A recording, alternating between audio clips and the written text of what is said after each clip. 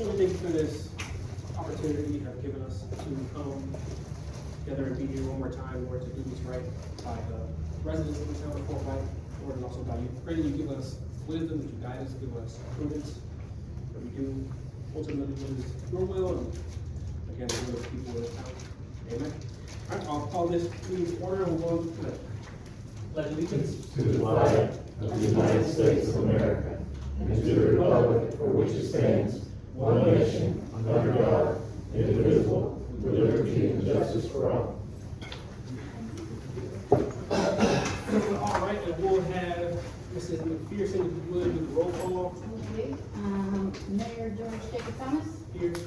Councilmember Catherine Terry, here, Councilmember Lonnie Harold, Here. Councilmember Mike Merrick, here, Councilmember Bill Coon, Here. I'm here, clerk, and Town Attorney Brett Fuller. All right, he's here, very good. Additions, deletions, changes, or approval of the agenda as is. What says the council? I got one small addition, and I didn't get anything, I didn't get the second quote the other day. The guys, maintenance guys say they need a pole saw and a hedger. Because it's winter time, a hedger. Oh. To trim the hedges and stuff, Okay. and, they're needed this time of year where they can do the winter stuff. So I got 2 quotes, and we'll see if we can get that fast enough so we can get them. We'll make that. I had a couple that may or may not require a vote. I had sent in, to Kelly to place on here to have the town pay for her to receive a notary. You know, so that when people walk in, it's not very expensive, and we talked about it several times. Matter of fact, here and Kelly talked about it. So I'm in favor of that.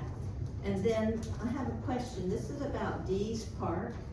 This is a question, not a complaint at all. There was a big party there, Saturday, where they're cooking out and all that. Do we have a registration thing? 'Cause I don't want someone to plan something big and then somebody else is sitting on the tables. You know what I mean? They took up all the tables, and it was I was fine, and it smelled good. They can book it, you're saying? Yeah, cause you'd hate for someone to show up over there. I've even seen people get married over there, that was years ago, but. So can we have some kind of reservation, plan? So that, When they call in, I can do something like that. Create something. do we need to make a note on that?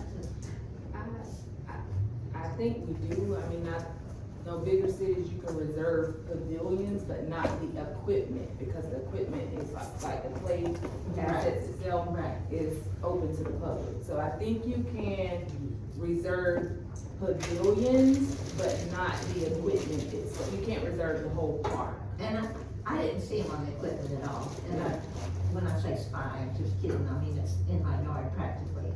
But, again, I would hate for someone to schedule a party and all, let's all meet over there, and then, uh-oh, we missed the tables by 5 minutes. Or the grill, they were using the grill and all that. What were you saying, Doug? I was just gonna ask, are we gonna add this to the agenda for discussion item? or- I think you should take that, yeah. So maybe, Under council member comments, you can add Yeah. these park. maybe council. Well, if we need a vote, Okay, so 15 is these park, or just parks in general. Right, yes. because I'm just saying, reservations. Something else had happened at Johnny B. Bryant. There was a plan where they were having like a little fitness thing, and I called Kelly about it, and she, this was a while ago, so you didn't know, but you said that the county schedules all the parks, but they schedule South Park. They don't schedule Johnny B. Bryant or Dee's. Right. What else? Anybody? I had a couple people call me, and this is kind of Dee's Park too, wanting to know, this was a cheerleading squad, if they could do a fundraiser over there, just a one afternoon where they're selling hot chocolate. I mean, I don't know if that requires a fee or if that's a no. I mean, things like that used to happen here. Permit, I think And we might, Like my property, I've let the church use it for a bake sale or barbecue, or Miss so-and-so use it for a yard sale. I just don't know how much leeway there is now, because we're trying to crack down on everything, which is understandable, as Well, far as permits and stuff. Can we add that to the, Park 15 for park discussion? Yes, Yeah, because I think they can pay the little special permit fee, or if there's a policy, you know, we can waive the fee, like for green or whatever. But yeah, I believe that there is, I don't see why they wouldn't be able to, special use permit. I've seen the permits on there, but. and how much is the permit? Cause I mean, the permit might It's like $20. outweigh the hot chocolate profit. Let's see, we'll have to look that up here. But okay, we'll add that on there, Yeah. because either way, we can come up with a plan, like I imagine you're saying there's certain organizations where we may not wanna charge them. So, Correct. okay, so. And I mean, we've already done that with the community center. So we can, okay, so we'll add that onto, I agree with Councilman, Mayor, so we can add that on here too. So reservation and, events. And, sorry, I have more. I invited, Mr. Crispo, am I saying that correctly? He was one of the candidates who sent in a resume for code enforcement. So I'd like for him to be able to, like, move him up on this agenda if we may, so that he doesn't have to wait for hours.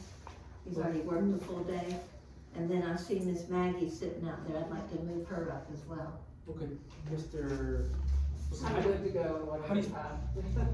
How do you, It's Crespo, Oh, I'm sorry. CRESPO.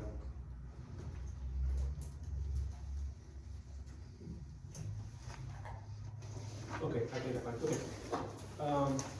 So you wanna put Maggie and gentleman up top.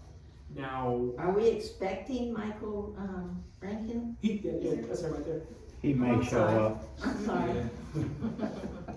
So maybe after him?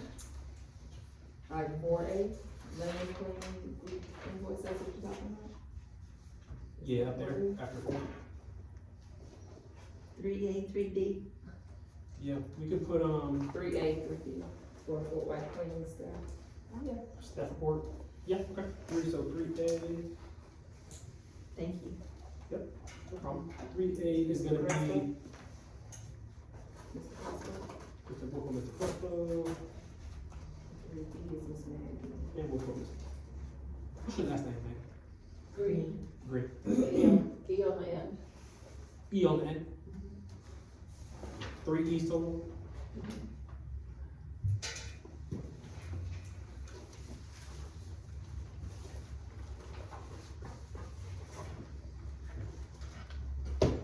Okay.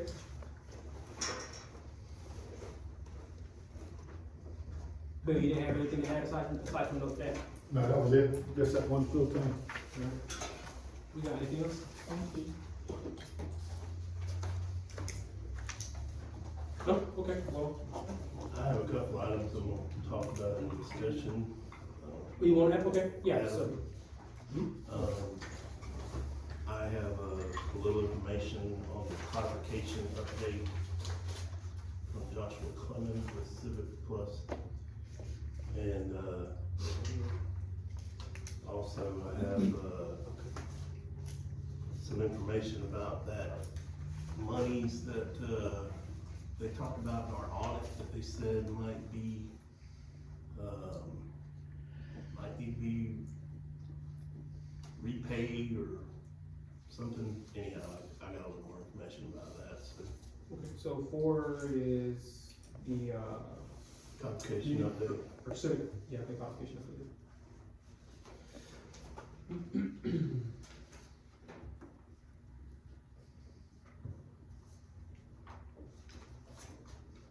Oh, gosh, it's still another thing. Hold on, give me 1 second here.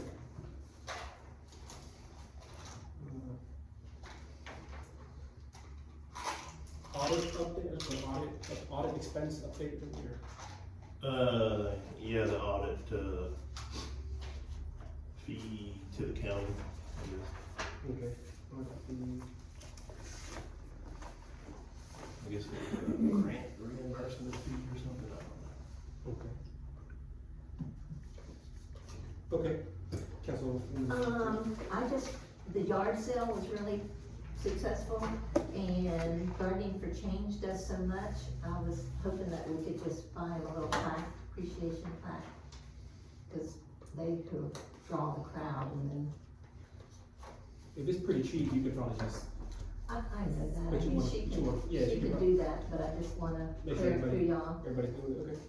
So maybe, so then that'll be, I guess technically a vote, so we'll just put that Yeah. as 16.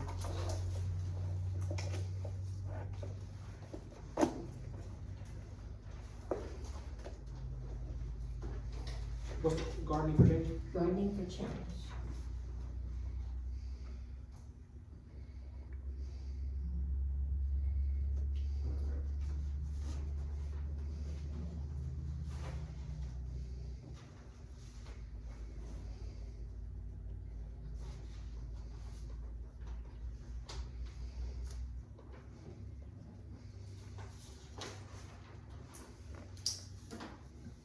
All right, anything else?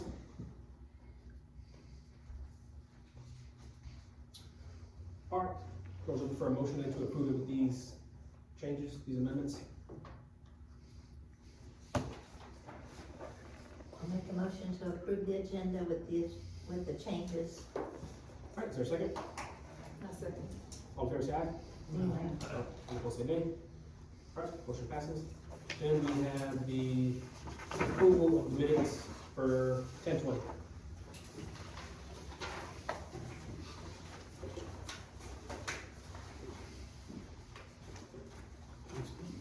I make a motion to approve the October 20, 2025 agenda, minutes. Is there a second? All in favor, say aye. All opposed, say nay. Very well. And we will open it up to see if there's any public comments. Mr. Little, okay, go ahead.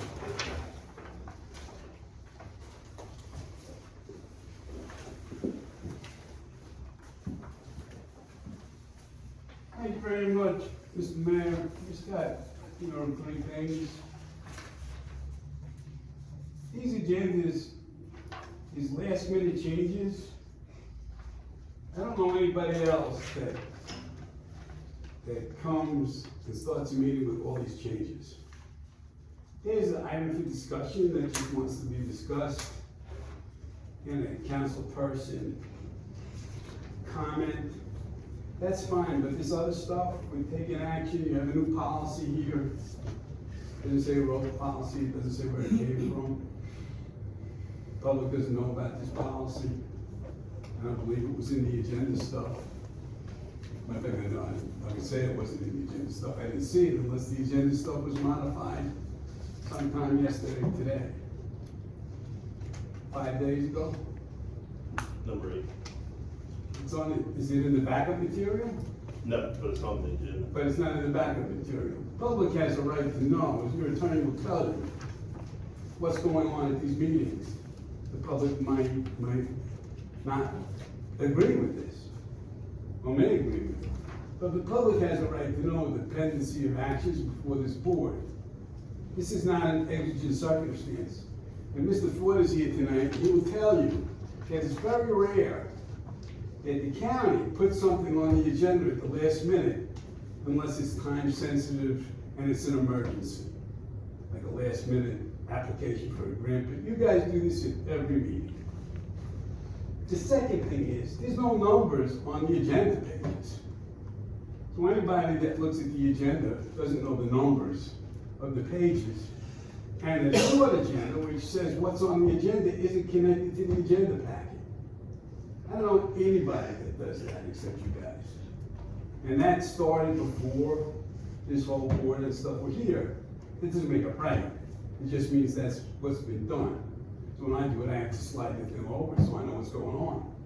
Nobody, it's almost impossible, unless you have an agenda booklet in front of you, to follow along what's going on at these meetings. So I would ask that you guys kind of develop an agenda policy that works.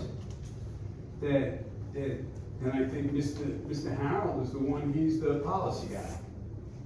So I don't think he needs your permission to write it up. Obviously, that meeting, he's supposed to be doing policies, you can just write it up and present it to the board. And you could have a book of policies. But people are starting to talk about Fort White, and I really didn't realize that until the last couple of days and the phone calls I've been getting. Because I really wanted to go to Lake City tonight. But you guys, need to sharpen up your pencil a little bit, just as a respectful action for the public. And it's nice to see we have a clerk out here tonight. But I strongly suggest that I've looked at all there was no applications filed. If you look, this is my last thing, Mr. Mayor. If you look at the town website, it says you're looking for applicants for town clerk. And it gives the job description, and it gives the town application policy, the application. Nobody, as far as I can tell, and Kelly sent me all the things that she had during the week, nobody's filled out an application. Nobody. Well, I don't know if anybody's filled it out. I can only say, as a public records request, they didn't get any. And I've had public records requests in the town for a week or two. As your attorney will tell you, I get that people are busy and can't do this stuff right away, but you have to respond that at least receive the request. I sent one to you. I don't know if you got one. And the clerk got it, and I haven't heard from anybody in this town. You don't win those kind of lawsuits. So you should just sort of sharpen up your pencil on that a little bit too. Thank you very much, Your Honor. You're welcome, Mr. Looker. And just so that you know, every public records request that I get, I forward that to the clerk. I'm updating you, because you did email me, so I forwarded it to her, I'm just letting you know, just letting you know. Thank you. Yeah. Okay, anybody else have any public comments? All right, going once, going twice. If not, then we'll go into new business, and the first one is, we got Mr. Bailey from North Florida. You would please, Mr. Bailey, give an update on the status of the sewage project. Yes, sir. Good evening, everyone. The town has got all the contracts from both contractors completed. They've been delivered to the contractor, delivered to us as well. We've scheduled a pre-construction meeting for Wednesday afternoon here with both contractors. That's like the first step that we go through when we move from the bidding and from the bidding process of getting contract after the contractors start working.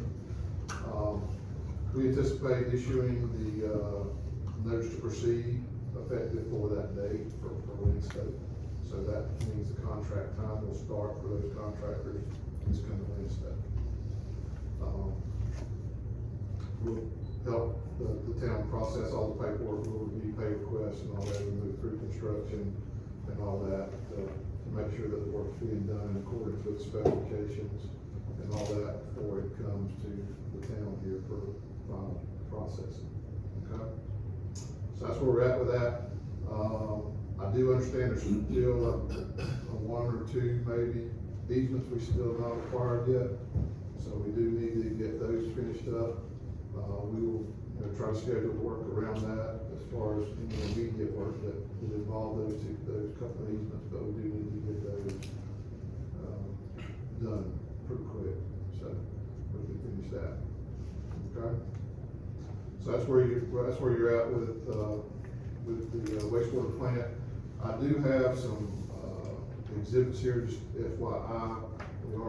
It's utilities, not necessarily the wastewater plant, but working on the water line grant that you had. That was the connection to eliminate dead ends that we had in the part of town over here to the northwest. It does require an easement, so I just want y'all to be aware of that. So I got copies for everyone for that. We are ready to submit that permit to DEP for their approval. So once that's all done, we'll be able to go out and bid for this work here as well. So this will help with the quality of the water in that area, eliminate that dead end and allow circulation. Can you, I'm guessing y'all got with that landowner, that timber. that needs to be, the town needs to do that with your acquisition. I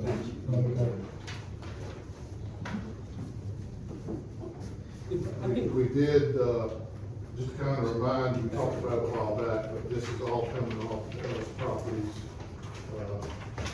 property owner. If we did it any other way, we would have multiple property owners, so let's just deal with one property owner to get us where we need to. Everything else, this gets us from the, we'll be connecting up near Dorch and Stillman, back over to Thistlewood. That property is undeveloped, there's no structures in there or anything like that, so it's, basically raw land. all right. Thank you, Mr. Bailey. Anybody have questions for Mr. Bailey? So the easements that we, have not completed, how detrimental is that to the project?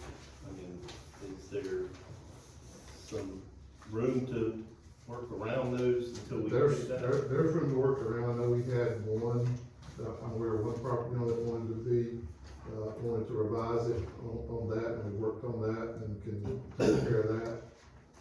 If there's anything, issues like that, we can know those ASAP. I think one is on the agenda tonight, He's the next one. for the bars, property, so Yeah, that one could be an issue. okay. I thought all they were wanting was maybe some consideration for fees or something, It is. so.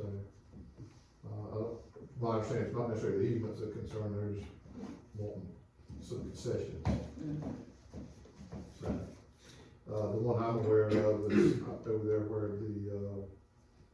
the thrift store is. I think he wanted that adjusted around the sinkhole or something, and stay a little more closer to the edge of his property, and we can work through all that. All right, thank you. Okay. Thank you, Ms. Bailey. Can you stay through, and you sat down, so, but can you stay through this number 2? Yes, ma'am. Because you probably have some expertise you can offer. All right, so if we're good, that was just an update item, so if we're good, we'll move on. And the second one is the Cody Barr's approval for impact fee waiver for the easements. Councilwoman Terry, I know you're the liaison, did you wanna kind of just give a brief update on that to the council, or you want? Well, I did talk to him, and, what he wants is to have, now I can't even think of the word. The impact fees waived for any future building on that property. And it's actually quite a bit of property, there's nothing on it now, it's between where his office is, like where the bank was, and the Dollar General. And, I told him via telephone that I couldn't make that decision, that it would have to come before a vote. But I told him, and y'all are aware of this, when we first met in Lake City, I was the town representative in that conversation with Joel Foreman and that group, Michael, the other attorney, Rocky, you were there. And we pretty much said that we weren't gonna compensate anybody, for the easements. And we've already done the easements with a lot of other property owners. I personally think it's opening a door for losing a pile of money. And also to have some unhappy people. I know the church was not happy, the Baptist church was not happy about having the line run through there, but they were gracious enough to do it without an argument or do it without asking for concessions. What size is that? I'm just gonna see, make sure I got the right parcel up. I think this is it. Like 220. I think it's 2 parcels right there, parcels right there. Oh, it's good.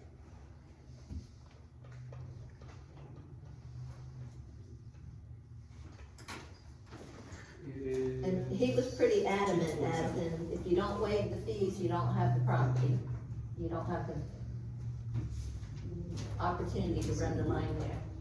To Mr. Bailey, what would be the detriment of not having those easements? We'd have to evaluate how to get around that. We haven't been asked to do that yet, but I mean, we can certainly, do that. I mean, time is critical, we need to get it done, but I don't, we can work around that for a week or two, so we can evaluate what our alternatives are and bring it back to the town council. How much potential money are we talking about? Waiving the fees? I was thinking we could cap it, and we can, it's up to us, right? We can say, hey, we'll waive up to 10,000, whatever. And he can take it or leave it, or, It would depend on what he wishes to build on there. Now this is a stretch. If he were to do townhouses or something, it could be $40,000-$50,000, and that's, no. Ms. Terry's right, I mean, it depends on what their need is and what their use is. If he just puts in a single duplex with a 3/4 inch meter, then if that's not that much money. But if he goes and puts in a high-rise apartment complex, I know we can't do high-rise, but my point is if he goes and needs a 6-inch water tap, then that's a lot of money. Yeah. And multiple connections And would be yeah, cumulative. depending on how much land he's got. what Right, he can do with it. 2.7 acres, you Yes. can put a lot of Yeah. stuff on there. Mr. Chair, but so I looked at the parcel, I was made aware of this when, Kelly asked me to help with the, Sunstop easement, so I, contacted Laura Nettles, got a hold of Sunstop, and I called her back, said, this is what we need, and it got taken care of. So we got a phone, and she called me right back, she said, hey, are you working on, the Bars property? And I said, no. And she said, okay, well, there's an issue with that, I didn't know if you wanted to, get involved in that. I said, well, I was asked to help with this one, but what's the issue? And so she briefed me on it. So I just reached out to, Mike New, who was doing a study for us on water. And I reached out to him for his experience as a town manager or a city manager, this and that and the other, and, he said that's a can of worms, you don't want to open, sometimes you have to, but we talked about the potential for that to be a lot of development. One of the things I want to point out is that this parcel right here we're talking about is undeveloped. So if we open up that can of worms, if we do it, my motto is, if you do it one, you gotta do it for all. How many parcels did we just get easements on that were undeveloped in this first phase? Do you know? I don't know the exact number, but a lot, we try to target areas where it is undeveloped, because you don't want to go pay for a structure and things like that, because then they do get expensive, or people really do dig their heels in. Right, and so, I think it was, a couple dozen, wasn't it? Cause, so we just got easements from a couple dozen town residents. it was like 12 residents, maybe 12, Well, but either way, yeah. anyhow, but we got easements from a lot of town residents without any, compensation or consideration for future growth. So, I don't think it's fair to do for one. And then if we open that can of worms up now, we're in the first phase. So we got multiple other phases so if we start doing it now, we're gonna have to do it probably more in the future. Looking at the, parcel, it looks like you all went with that one big parcel because it's undeveloped, but on the other side of that property line, it looks like there may be about 3 properties affected. And those probably are hooking up, so they may be more inclined to give that, easement. So, I'm not in favor of it.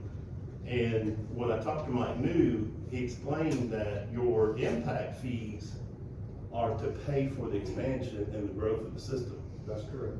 And that keeps the burden off of the existing customers. That's correct. And so if you don't get those impact fees when the system grows, you have to factor it into the rates that you're getting from every water customer.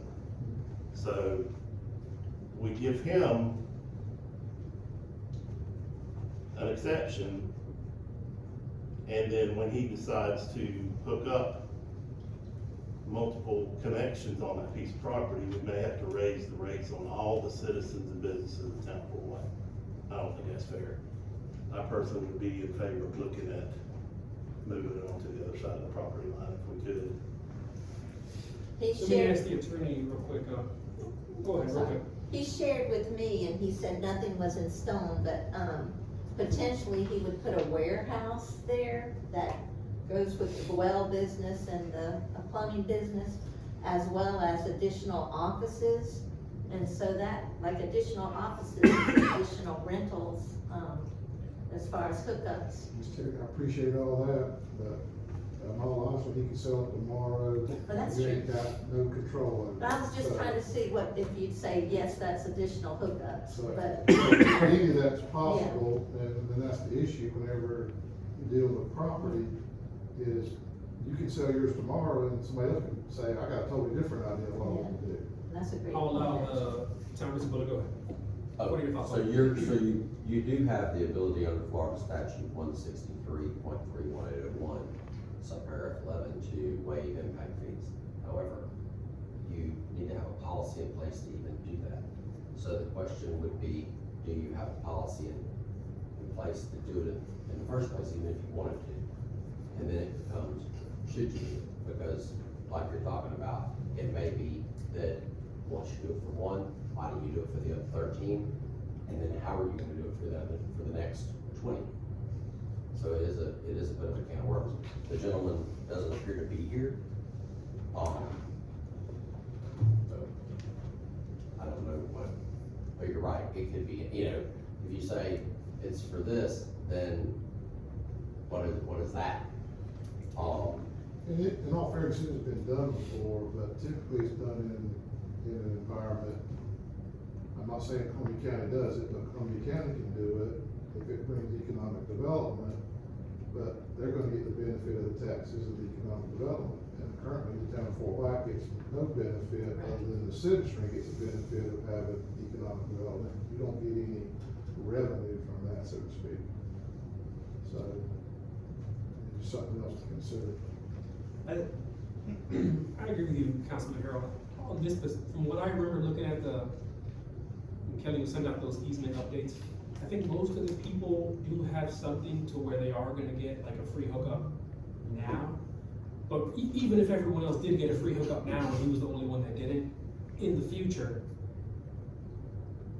you can do it for one, so I do see that, you know, if we're gonna, we just need to have a policy, or in this case, maybe, you know, we don't have a policy, so. Go ahead, Dr. Sewell. Well, and how is it on commercial? The property, do we know? Yes, It is. Oh, it is, okay. Is it a specific type of commercial zoning, or is there limitations to that? I'm not sure. that's a good question. But you might not even have the policy in place to do it in the first place, really. and Yeah, truly. I don't think, We don't. I don't think so. So that might be the answer, that Yeah. there's not a policy in place to do it at this time. We can either do it and it be here where the season would be, or draw it around. The gentleman did get a picture public meeting with like 80 signatures from residents advocating for you all to do this. It would seem inconsistent with what his advocacy was at that public meeting in front of everybody. It was like a couple hundred people at the meeting, with him to do something that would tend to impede the project at this phase. So maybe he rethinks that. I think as far as at the community center and concerning the waiver of the fee, he's advocating for his business.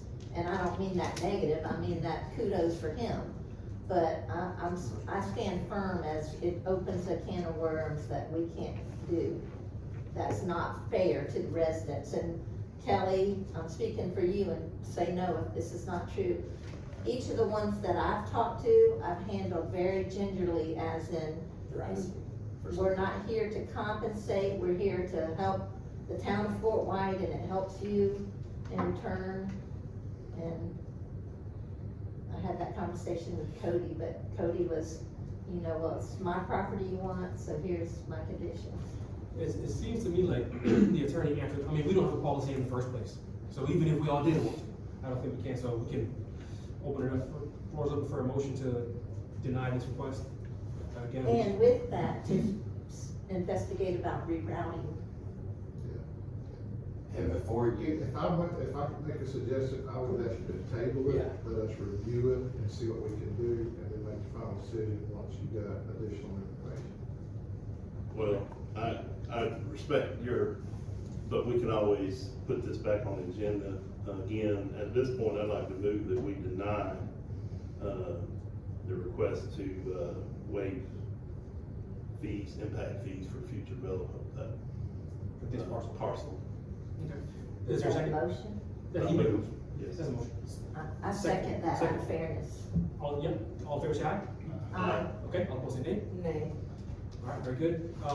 And then, I mean, I don't think we need a motion, but Yeah, we're still gonna evaluate that. look into it for Yes. now, and then we'll have, I guess maybe you can notify Mr. Barrs, just let him know, okay? Okay. Thank you. Yes, ma'am. Yes, sir. And then all right, well, then we have Mr. Rankin. Can I walk out and get my jacket? I'm freezing. Sorry. And you're almost up. Okay. Well, good evening, Mayor, members of the commission, the staff, and our attorney Bullard, and yes, for the record, Mike Rankin, Land Planning Group. Had the opportunity and honor to serve as your planner the last 6 weeks, more or less. We've been busy. All is well, no complaints on my end, very happy to do that. And I can tell you as a follow-up, because I've been plowing through the comp plan and the LDRs, you can see the books back there. The attorney's corrected, and I'm not correcting the attorney comment, but you don't have a policy in place for the waiver of fees. And it does become a slippery slope, as they say. Just real quick, in your packet, you'll see an example of a staff report that I produced. I believe that one's for Ace Hardware. Kelly, is that one we? It's community thread. Okay, community thread. But basically, that's the format I'll be using in the future, giving recommendation to either the planning and zoning, you guys acting as OPA or city commission. You'll see it's pretty extensive, give the surrounding property, the recommendation, and the reason why, for either the approval or denial. So that's in your package. Just want to make sure you had an example of how we're gonna do this moving forward. Always open to criticism, how you wanna critique it.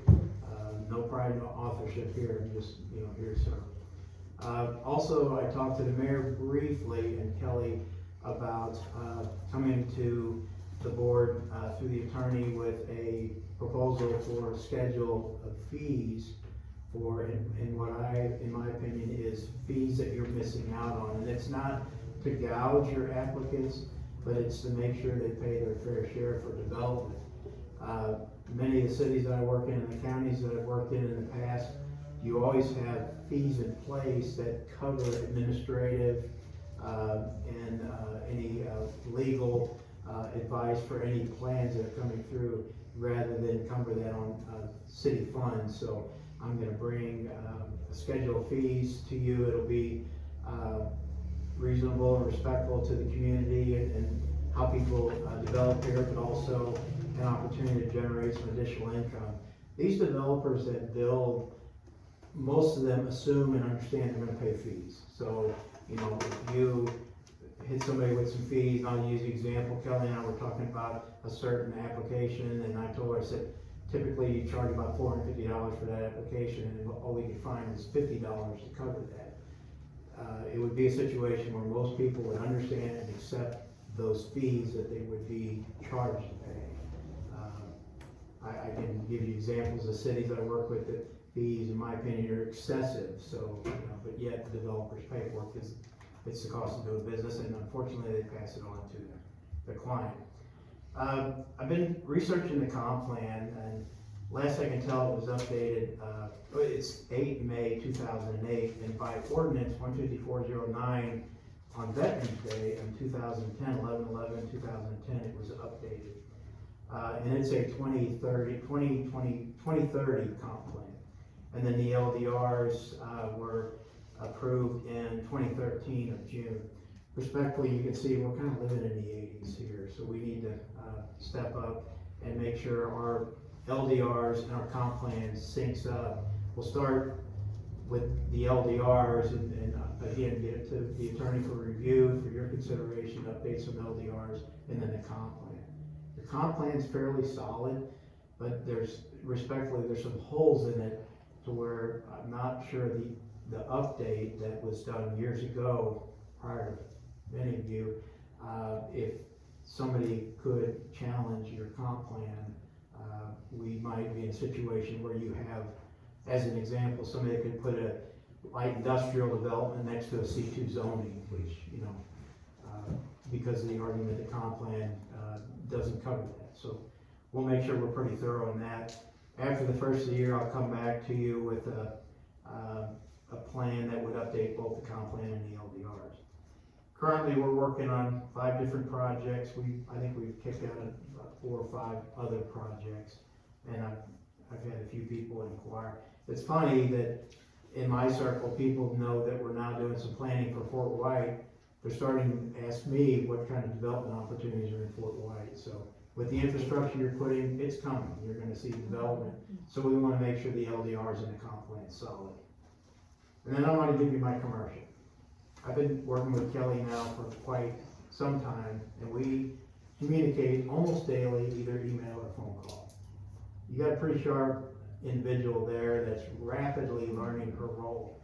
But I also see Kelly in a situation where someday she could really better understand the comp plan and the LDRs, to where it kind of puts a guy like me out of business a little bit, It's not my job to be here forever, it's my job to help Fort White step up to the next level, and I'm gonna do that. But I think you've got, again, my 2 cents, you got a pretty darn good city clerk there that has, tall shoes should be filled.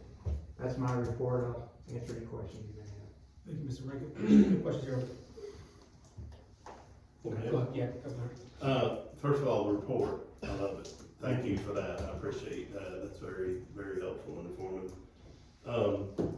Second, we briefly discussed the, schedule of fees when you were down here in Town Hall, and I met with you for a few minutes. And I told you that our previous clerk had started working on that. I did find that. Okay, so we didn't ever, I wasn't on the council then, but the council didn't ever approve that.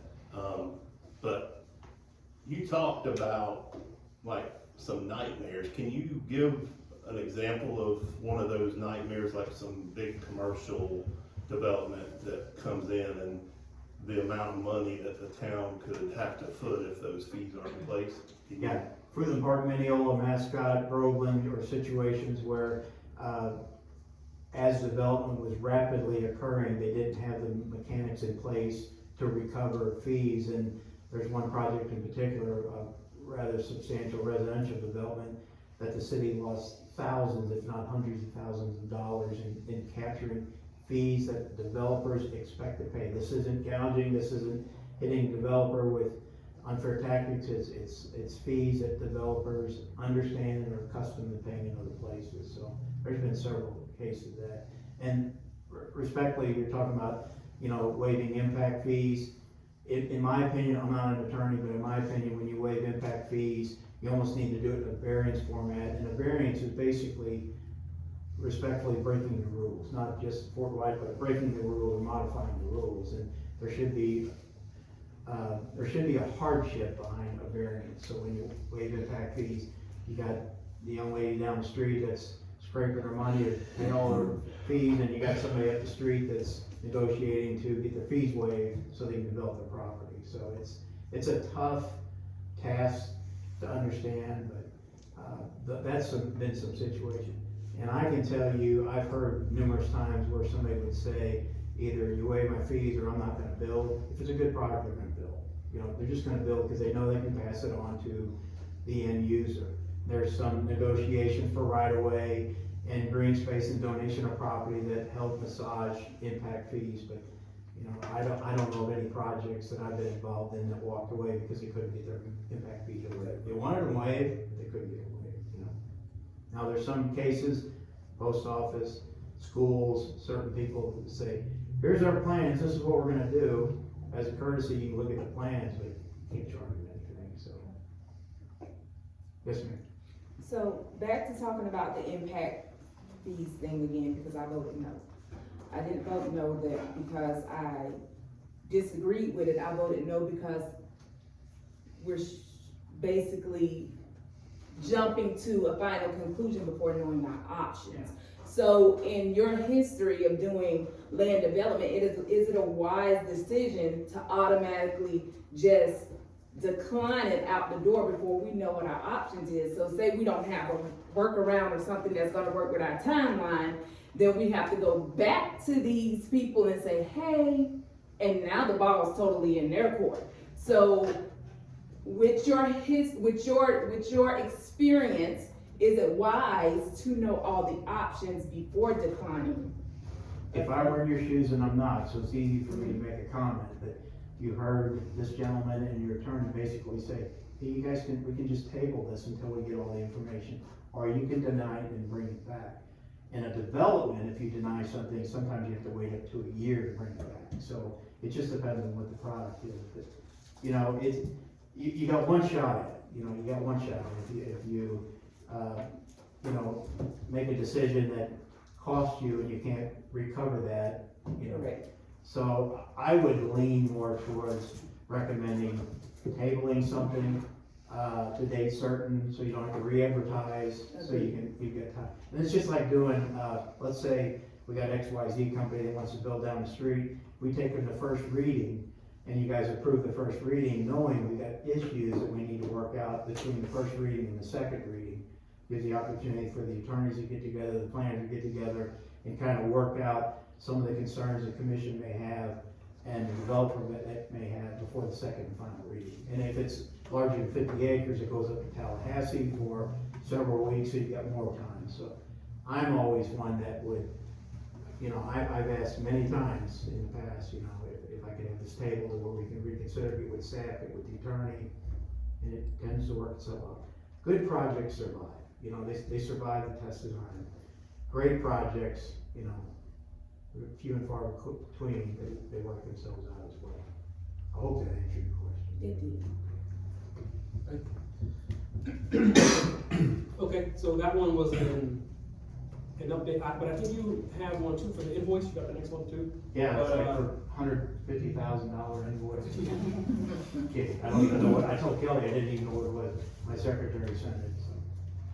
Okay, just so anyway, yeah, we got his invoice here for what he's done for about 2,600. And folks, I work 7 days a week, I'm available anytime, Mayor's got my phone number, Kelly's got it, so if you got a question, call, I'll put out a fire, give me a call. And I plan to be up here at board meetings as much as possible. So you'll see me, you may walk in the room and say, what the heck's he doing here again? But, you know, I'm here and working to help a development crew, come into Fort White. Thanks for your time, appreciate the opportunity. Thank you. Appreciate your hard work. Yeah. I make a motion to approve the land, planning group invoice in the amount of $2,599.37. I'll second. Very well, all in favor say aye. Aye. All opposed say nay. Okay, very good, got that approved. Town clerk will pay that. 3A, oh, you know what, I skipped 3A, you got it, so I'll go back, Mr. Crespo. Sure. Come up, please, and Evening, everybody. My name is Ronnie Crespo. I'm a code enforcement officer level 4. I work for Swan County. So you had a proposal for a part-time position, and I'd love to be able to answer any questions if you have them on how we do code enforcement and what I provide for the town. I'm excited to be here. I'm very grateful. I am a level 4 officer, so completed every aspect of enforcement. We could for certification and employment. I also have a bachelor's in organizational leadership. So my approach is through education. It's a soft approach. And for me, if I can get voluntary compliance without using court, that's always a win. But I have the capability to bring court action for both large commercial deals down to you've got to cut your grass.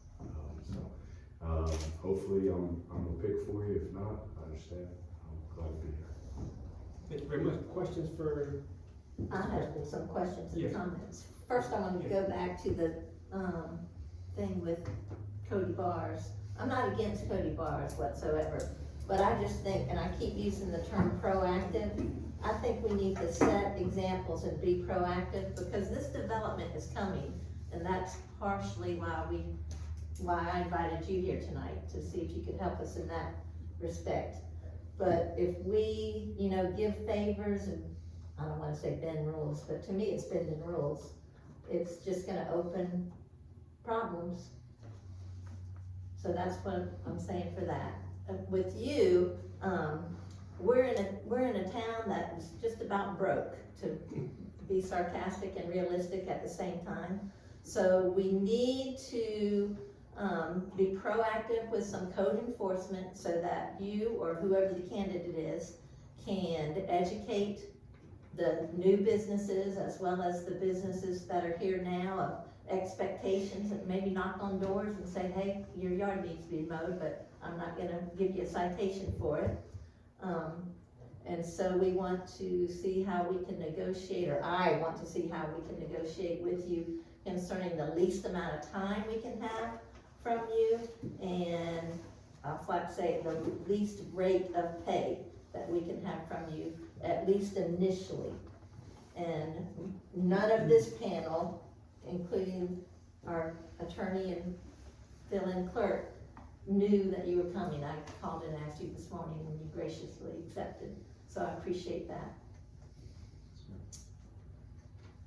Okay. Would you mind? Yes, please, yes. Code enforcement is not something that you want to bring a cheap guy in for.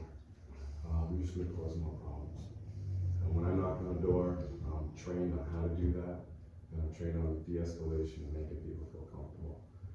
And that comes at a cost. Right. So if you want a cheap person, I'm not your guy. If you want a qualified person, then I'm your guy. If you've got development coming, seems like your LDRs aren't even updated. I would really want a copy of that, because it's a lot of what I would enforce. Right. So maybe I'm not your guy, but if I am, I can promise you that I'll do it with respect. And you won't have a complaint on me. I work in Swan County, cover 692 square miles. We do that through technology. So we use technology to be able to record everything. At any moment, if I was at 123 Anywhere Place, and I was there at 2 p.m., you can call me and say, Officer Crespo, I just got a call from someone, he said you were there. I said, yes ma'am, hold on a second. Here goes the video. You can see the inspection firsthand. That type of transparency builds confidence, and that's what I was for enforcement. I just spoke at the national conference, and I spoke on drone enforcement and body cam, and bringing tech to this outfit, if you will. And what folks are looking for, and both officers as well, officers don't want to be treated like a piece of meat out there. They want to be treated with respect, and they want to be able to give that respect. And we built that as one company. So we built a platform that has no complaints, and you can call up there. We don't have any officer complaints. And when folks are mad, they're like, well, I don't like the rule, but I like him. Do smile, you let people understand that you're there. The other thing too is the style of enforcement that I do. It's complaint driven. So when I'm there, it's because there's a complaint, there's two folks that are at odds, and I'm there to resolve that conflict. Enforcement where you drive around and look for problems, those tend to be more confrontation and danger for an officer. Now, I will stop, and there are times and occasions when I do stop, and I'll let them know, say, look, this isn't normal for me, but it's so egregious that I can't drive past it. So before I write a citation, before I write a warning, is there any way you can get this cleaned up by next week? So it's that approach that we use, and it's been very successful. So I hope that I can offer my services Yes. in Fort White.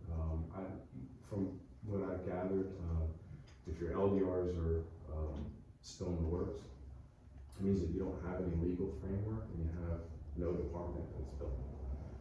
The good thing is when I started at Suwannee County, I started with a paperclip and a chair, and I built every legal notice, and I can bring that to Fort White. So it's not something that I inherited from someone, it's something that I built from the ground up. So I can bring that here as well. And again, I'd like to help out, but if not, it's okay. I've got just a little bit about myself. I've got 7 children, 3 of them in college, 5 at home. I run a micro farm, 10 acres, and we do sheep, we do goats, and chickens. So I'm up at 4 o'clock in the morning, and so a little sleep but hard work. So a little bit about who I am. But yeah. And I didn't mean to imply that you were cheap. No, I didn't. Any other questions? I have a question. 2 questions. You were a naval aviator or you were in the air crew? I was air crew, surgeon. Okay. My second question is, for, And I'm also disabled. okay, very good. Well, not that good, but yeah. For, Councilwoman Terry mentioned like for the fee, I mean, I know we have, it is public, I don't know if you checked it out, I know we have like what we budgeted for, and it's like a part-time, I think we had talked about like once a week for not even however many hours, or kind of call-based once a week. What is, do you have like a fee structure? So inside of the proposal, you'll see, Okay. there's a few things that would be necessary before we even discuss what my fee would be. One of the things that is on there that for me is non-negotiable. I do a lot of work with Axon, the body cam folks, in developing a code enforcement nationwide program. You can run that off an app, so you don't even need the entire outfit. But that is non-negotiable for me. I will not step on anyone's property or engage anyone in public, especially with the public health crisis that we're dealing with for mental health, without having that as a backup for both the community and myself. So that's non-negotiable. Just a cam. It runs through an app, so I can run it through a iOS cell phone. But I have to turn the phone off in order to do that and hit record. So it's a little antiquated. The system that I have is a full Axon system in Suwannee County. We work into that, but I started with the body cam as a cell phone app base, and that fee I believe is $240 a year. But that gives you full access to everything I'm doing out there and all public engagement. So that's non-negotiable. My safety and transparency are just non-negotiable. There's also, I'm not sure if a vehicle is provided, but if it's not, and I have to provide my own, I would have to increase insurance and things like that. So there's a rate in there. I would just suggest, even if you got me a 1985, Chrysler or something, I mean, anything it would be cheaper for you to provide a vehicle, slap a logo on the side.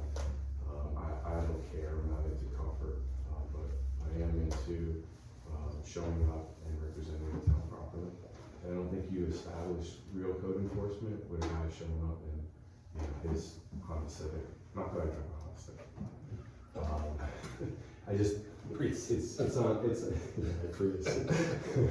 It's unprofessional.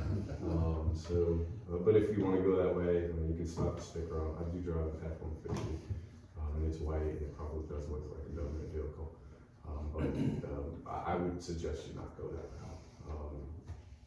And there's a few other things that are, so another thing, if you look at town provided resources, because code enforcement is subjected to Florida Statute 119 public records request, means anything that I do or generate, it has to be public records. So if you call me, a phone call, cell phone, text, none of that can be done on a personal. And since Suwannee County already provides a cell phone, I can't use their cell phone for your county business. So that would have to be provided. I would need a OneDrive or a Google Drive so that all digital information that's captured can be uploaded and easily viewable instantly. So it's all photos and all data. So there are some things that.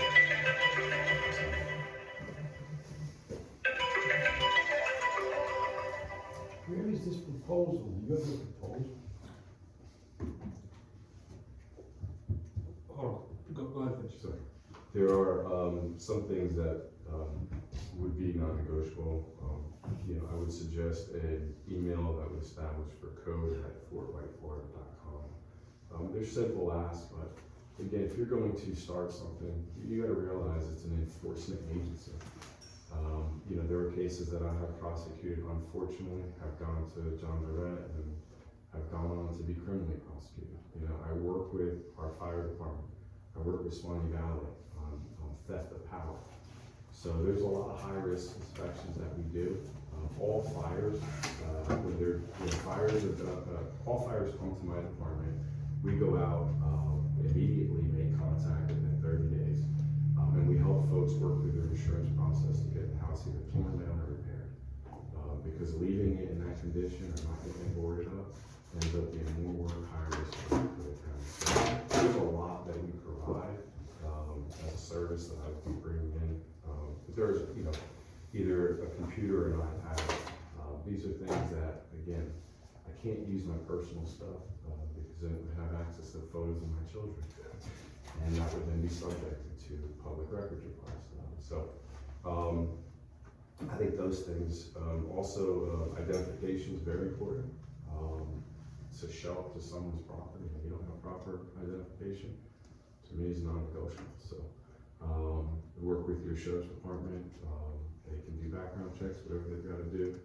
Meet them, let them know, what I work with, Deputy, I work with lots of them, but, I'm not gonna name anyone in particular and put them out there, but, Sheriff St. John's can vouch, for me, and, the investigators that I work with there, if you want them to put a letter in. But having proper identification when you're doing this is very important. So those, before we get to me, I think those, if you can't agree on those things, I just don't think you're ready for this level of code enforcement. And it doesn't mean that we're going around and we're, beating people up for violations. But it's about safety and professionalism. And when you approach someone in that capacity, that's where safety is. That's where safety for the officer and the experience for the person is at its highest level. So, if the town is willing to consider those things, and we can come back for additional, conversations if you like, it doesn't, I'm open, so, if there's any questions. I would say, in my opinion, those are all tools of the trade, so, those are minimum needs, and if you want it to be successful, you gotta give them the tools they need to be successful, so, in my opinion, that's all basic. I appreciate it. Yeah, I think, it's like $20 for the OneDrive or Google Drive is, I don't know, it's Terrible, it's not too much, but I guess it would just boil down to if we were good with it, what your fee was, and I guess you can maybe, up to you, you can kind of say, you can't go over it, write later, writing or. That's fine. So again, I think one of the things to consider is that you have absolutely nothing, and I don't want this to be where you feel that, well, you're holding us at hostage. No, but there's so much that has to be built, and I'm bringing all of that component, to your town, if you will. And it was built with a lot of sacrifice and a lot of extra hours, and I don't think that it's negotiable. I just, again, that's what I'm paid as a professional. I do consult for other places around the United States, and they pay me a lot more.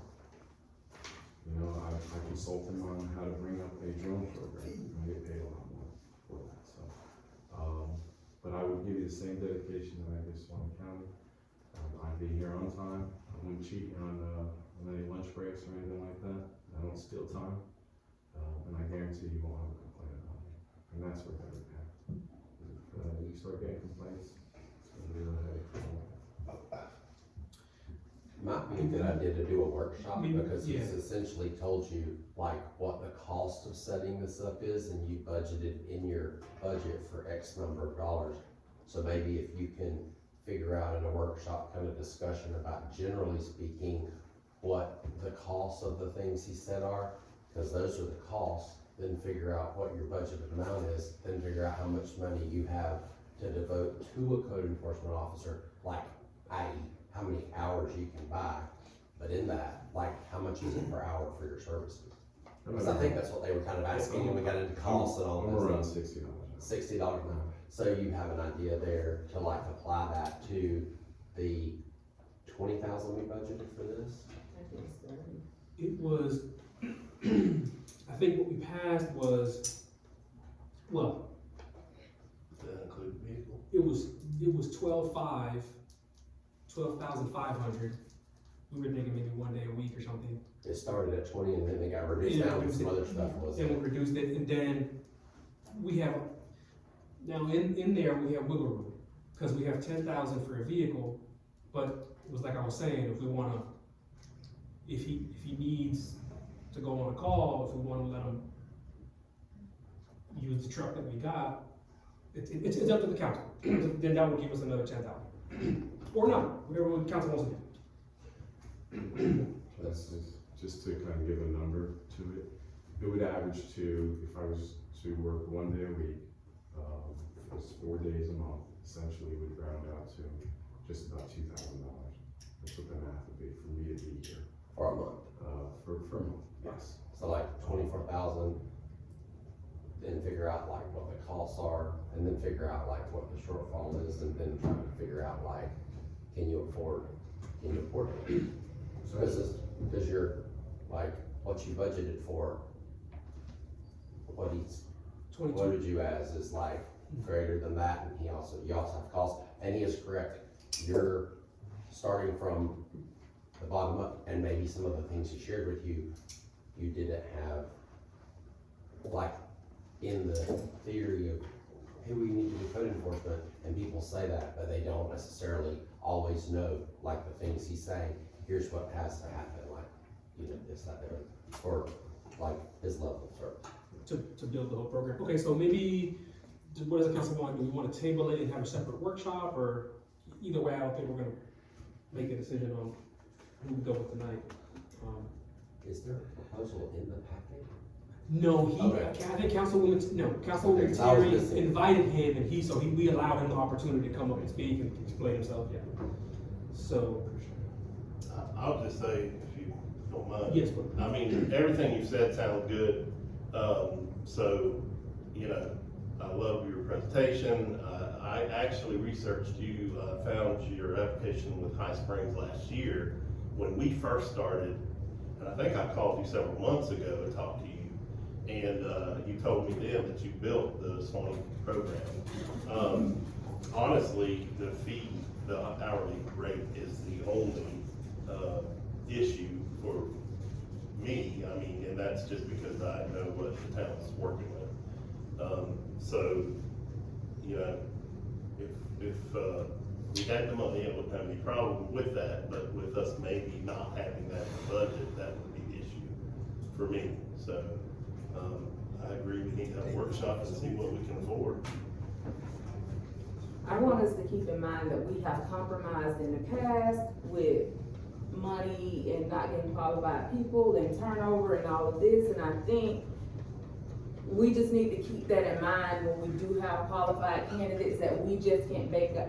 I know that money is an issue, but if we all would take accountability and spend less money elsewhere, I think we'll have adequate funds to pay qualified people a little bit more money. So, all of these workshops to see what we can afford, that's all good, but still we need to base our decision on qualified candidates, so we don't get the bare minimum and then we end up not getting that's where I'm. that's square one. So I don't think with what we have, if we have the 10,000 for the vehicle and 12,500, that puts us at 22,500, so we're not that far off. No, we wouldn't, if it's hourly, we wouldn't pay FICA or workers' comp. So we're right, it's So pretty we're much right there it's with right it, there. but, I do think that we need time to consider and see if there's any other, I don't know if there's any other. Another candidate came in today Oh, after I had already sure. called you. Mhm. And, you're definitely sounding like the cream of the crop. I mean, very, very professional. And I speak for me, as in I'm very green in code enforcement. But I keep trying to sell the proactive approach to this whole new Fort White, because there's gonna be a whole new Fort White. It's already started. And I mean that in a positive way, but we need to keep it moving in a positive direction. So do we wanna table this, and we can do either a special meeting or a workshop? What do we want as far as tonight? We wanna table this? Yeah. There's no motion. There's, yeah, we appreciate your presentation. Give us a little time to look at especially the guy who came in today, as far as the resume, and keep us in mind. That's fine, I appreciate it. Can you give us a proposal? There's a, proposal, I believe. Okay. I mailed it. She emailed it Friday, it was Friday. I didn't. It's not It was in the Friday. packet. Oh, okay. I got that late today. Okay, you got that today. Yeah. Okay, so- thank you. Thank you very much. Thank you. Thank you, Michelle. Appreciate it. Okay, so, floor's open for a motion if we wanna table this until we decide on the workshop date or whenever we wanna reconsider, I guess. Well, I think it was just for him to present himself, I don't think there was anything for Okay. us to vote. It was just to give them an opportunity to speak. Okay, very well. All right, I skipped, we already did number 4, I skipped 3. Now Thank you, Mr. Bailey. Oh, yes. Go ahead, Ms. Knight, okay. Come on, yes, please. Yeah. Mr. Mayor and council, and for those who don't know me, I'm Maggie Green, and I'm gonna be opening Maggie's Table right across the street.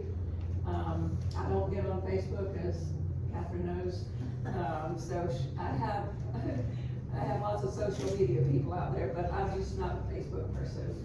So people don't know me too much, so I just kind of work over there. I'm gonna be, I think he said he gets up, you can call him at 2 in the morning, but don't call me at 2, because I'm gonna be over there at 3 in the morning. So I won't be. My proposal tonight is, I've come up here, to kind of look around at night, and we put a lot of lights on the property.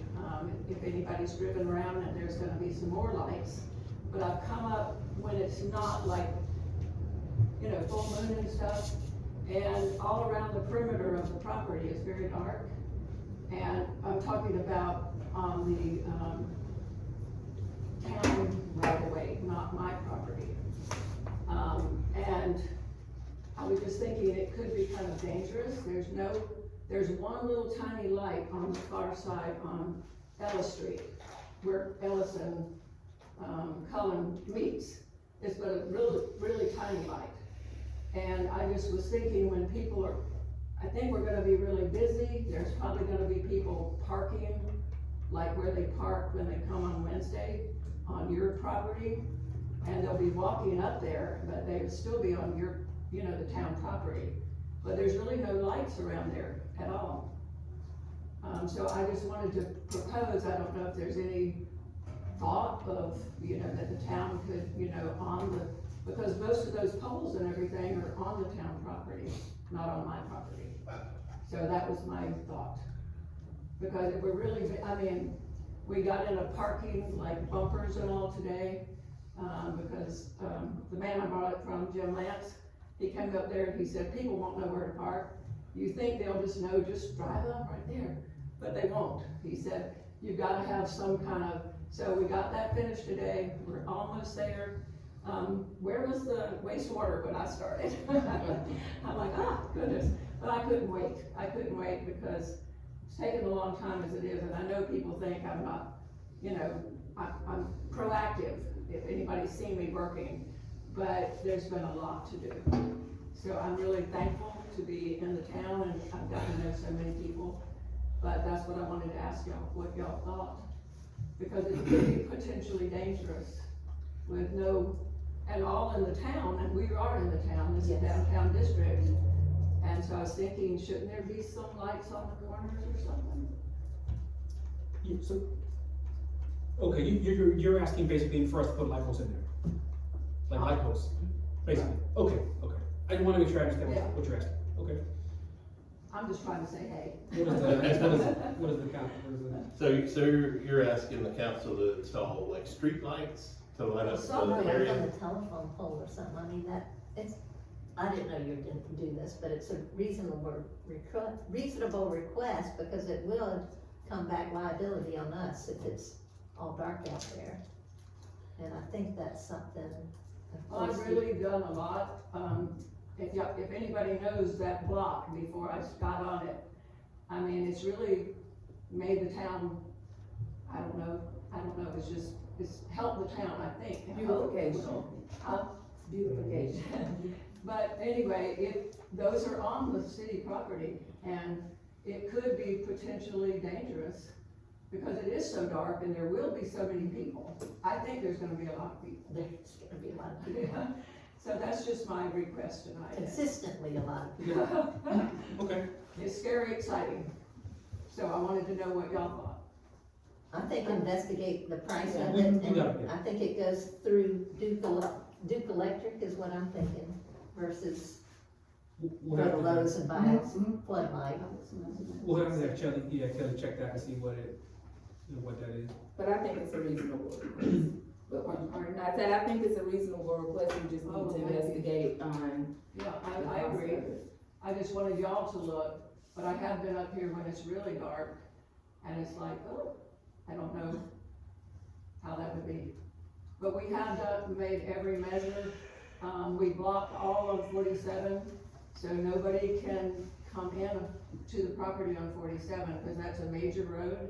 I've done everything that I know to do, and Louis Archer, the contractor, and Steve Martinson, the guy who's a landscape architect, to make everything as safe as we can make it. But everything's kind of blocked, there's no entrance from 47, which will prevent accidents. Yes. You know, if they're coming off that major road, that would be, really bad, I think. So that's what I wanted y'all to consider. But both Ellis and, Wilson Springs Road have a entryway exit. And right there at the. Y'all corner move of that Cullen- tree? Pardon? Did y'all move that tree? And, Mhm. okay, Yeah. so that's a third entry exit? Mhm. Okay. But there's also on Cullen, where Cullen and Ellis meet, it has a teeny little light, but I passed by there tonight before I got here, and it wasn't on, but it may be on now, but it's very, very dim. It's probably old, is what it looks like. What Kelly can do, we can ask and see if the people, or, whoever it was, DOT or whatever, maybe they can put some of those nice ones up there. Yeah, I think it went through Ingram. Okay. And maybe see, cause like one of, like those prettier lights or whatever. Ones that gave to the. We get them the old ones, Yeah. cause they put in the new ones. Right. Yeah, so those new ones that they put in, if they're, just see what they. Okay, thank you, Ms. Green. Okay, thank you. We gave who what? The old, Well, we didn't give them to them, the company that installed the newer lights that we have, the, decorative lights, they gave the collective, instead of hauling So them back that and gift putting them didn't go through this office at all? No, it was not through the city, it was Yeah. through the company that installed them to keep them from hauling them back to Pensacola. Yeah. Well, would they y'all, came and gave the update, I think, a few months ago. would y'all get in touch with me, or what? Yes, sure. Okay. Yes, But, this is unrelated but related. At Dee's Park, it's been well over a year ago now, the Public Works crew replaced one of the light bulbs there. And I mean, I don't know if it's the same type of lights you're talking about. I'll have to look around out there after this meeting. But the one that they replaced it with is about like the night light in your bathroom. I mean, if you walk over there and go like that, you can't see your hands, so that needs to be replaced as well, which is separate from what okay. Ms. Green is asking. Maybe, I guess, or, I always forget to send, Kelly an email concerning that light, but it is definitely a public safety hazard.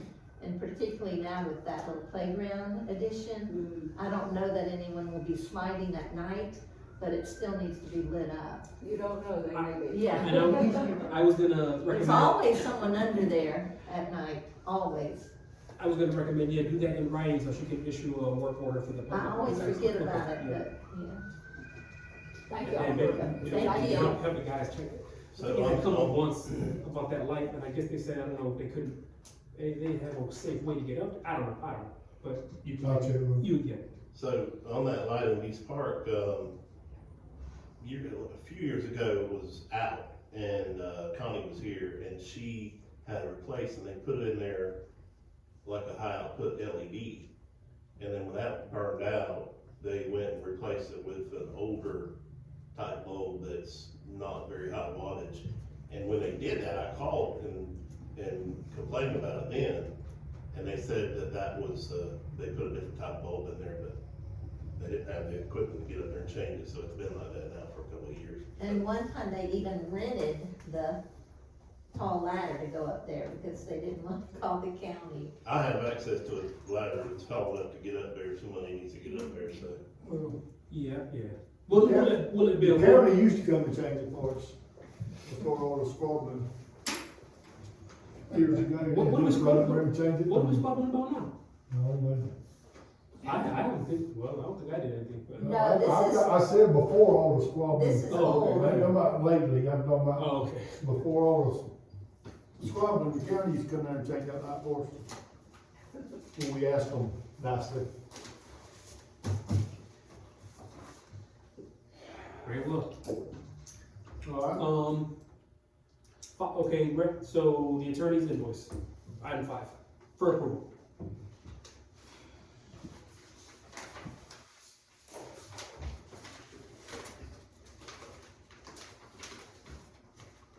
Move we approve the invoice for Rick Bullard. Okay, we got a motion, is there a second? A second. All in favor, say aye. Uh, All opposed, say nay. And just kind of FYI, I mean, it's looking like probably spring of next year, we're gonna have to revisit the budget, what we have budgeted for the attorney's fees, based on like, you know, kind of the hours that we're racking up, so. And all of the things in I common. keep thinking about that, but I keep thinking some of this is gonna slack up while looking over it. And you look at your trend, it is exactly what I told you it was when it started, you were exceptionally high.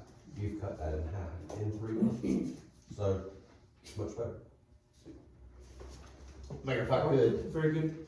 if the town has a request for the county, if you'll reach out to me, I'll be glad to turn it in.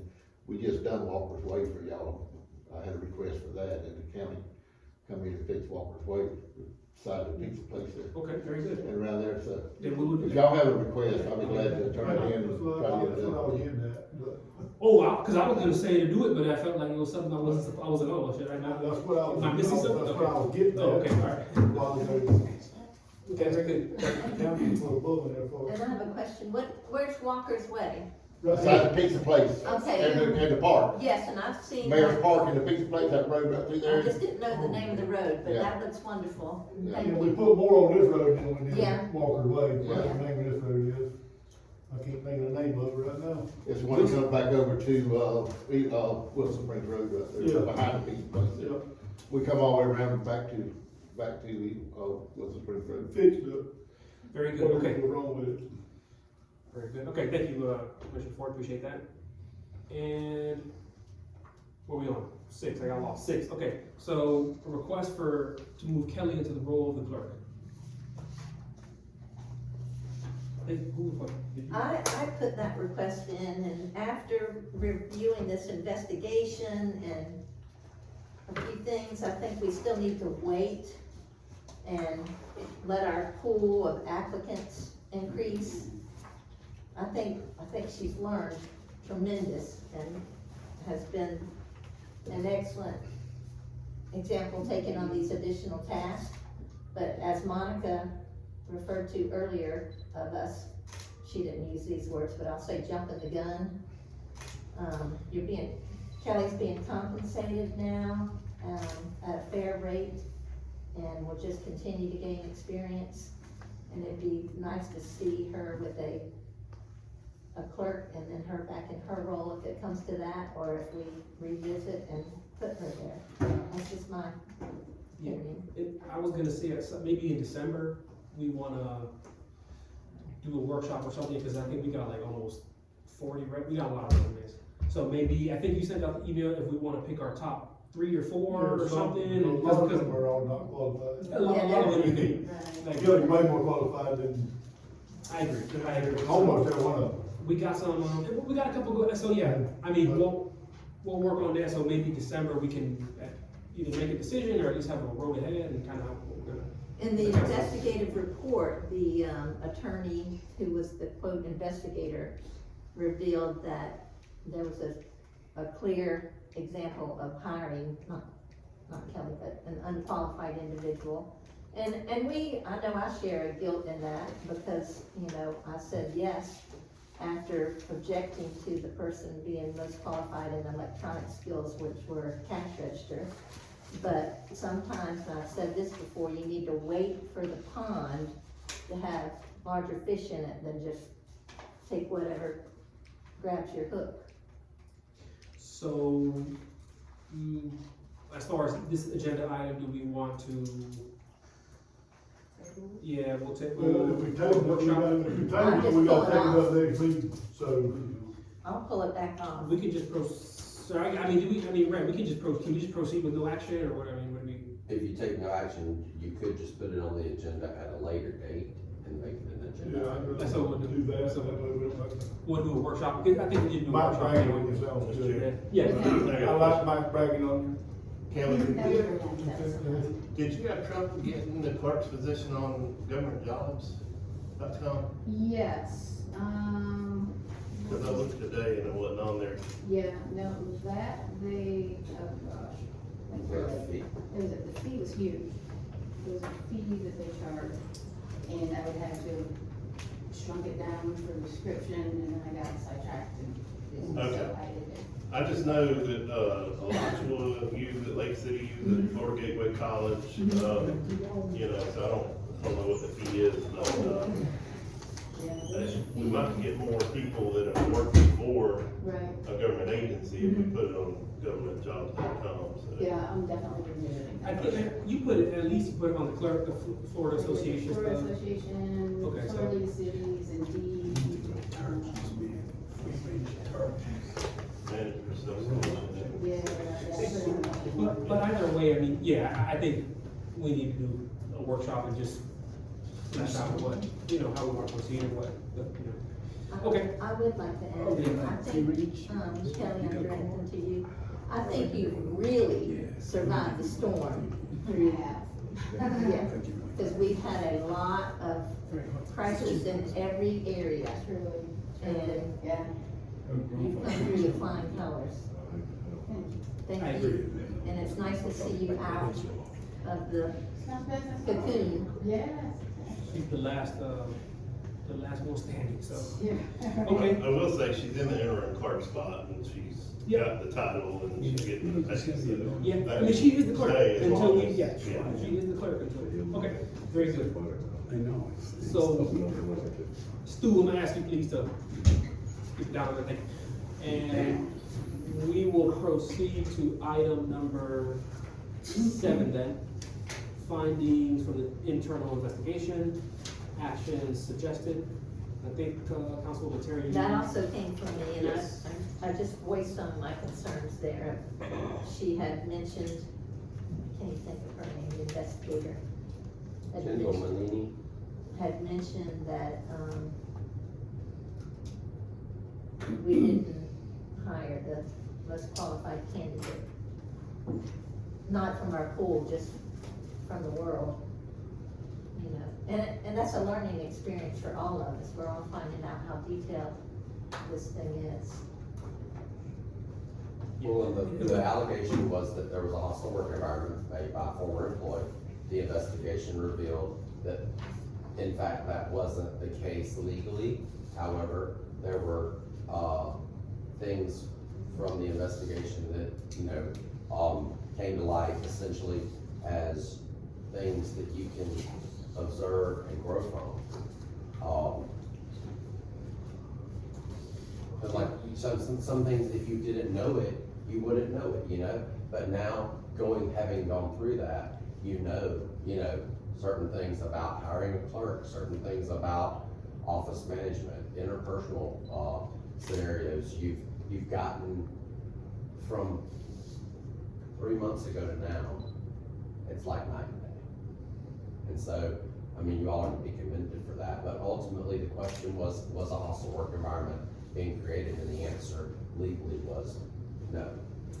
And to piggyback off that, I know one thing that caused a lot of stress for whoever's in the clerk role is we do, and I was gonna take a crack at it, but Lonnie, if you're like the policy guy, maybe you can do it, but in December or something, we gotta have a, policy for these agenda items. I remember when I first got here, I tried to bring it up, cause I remember, I forgot what it was that I was reading.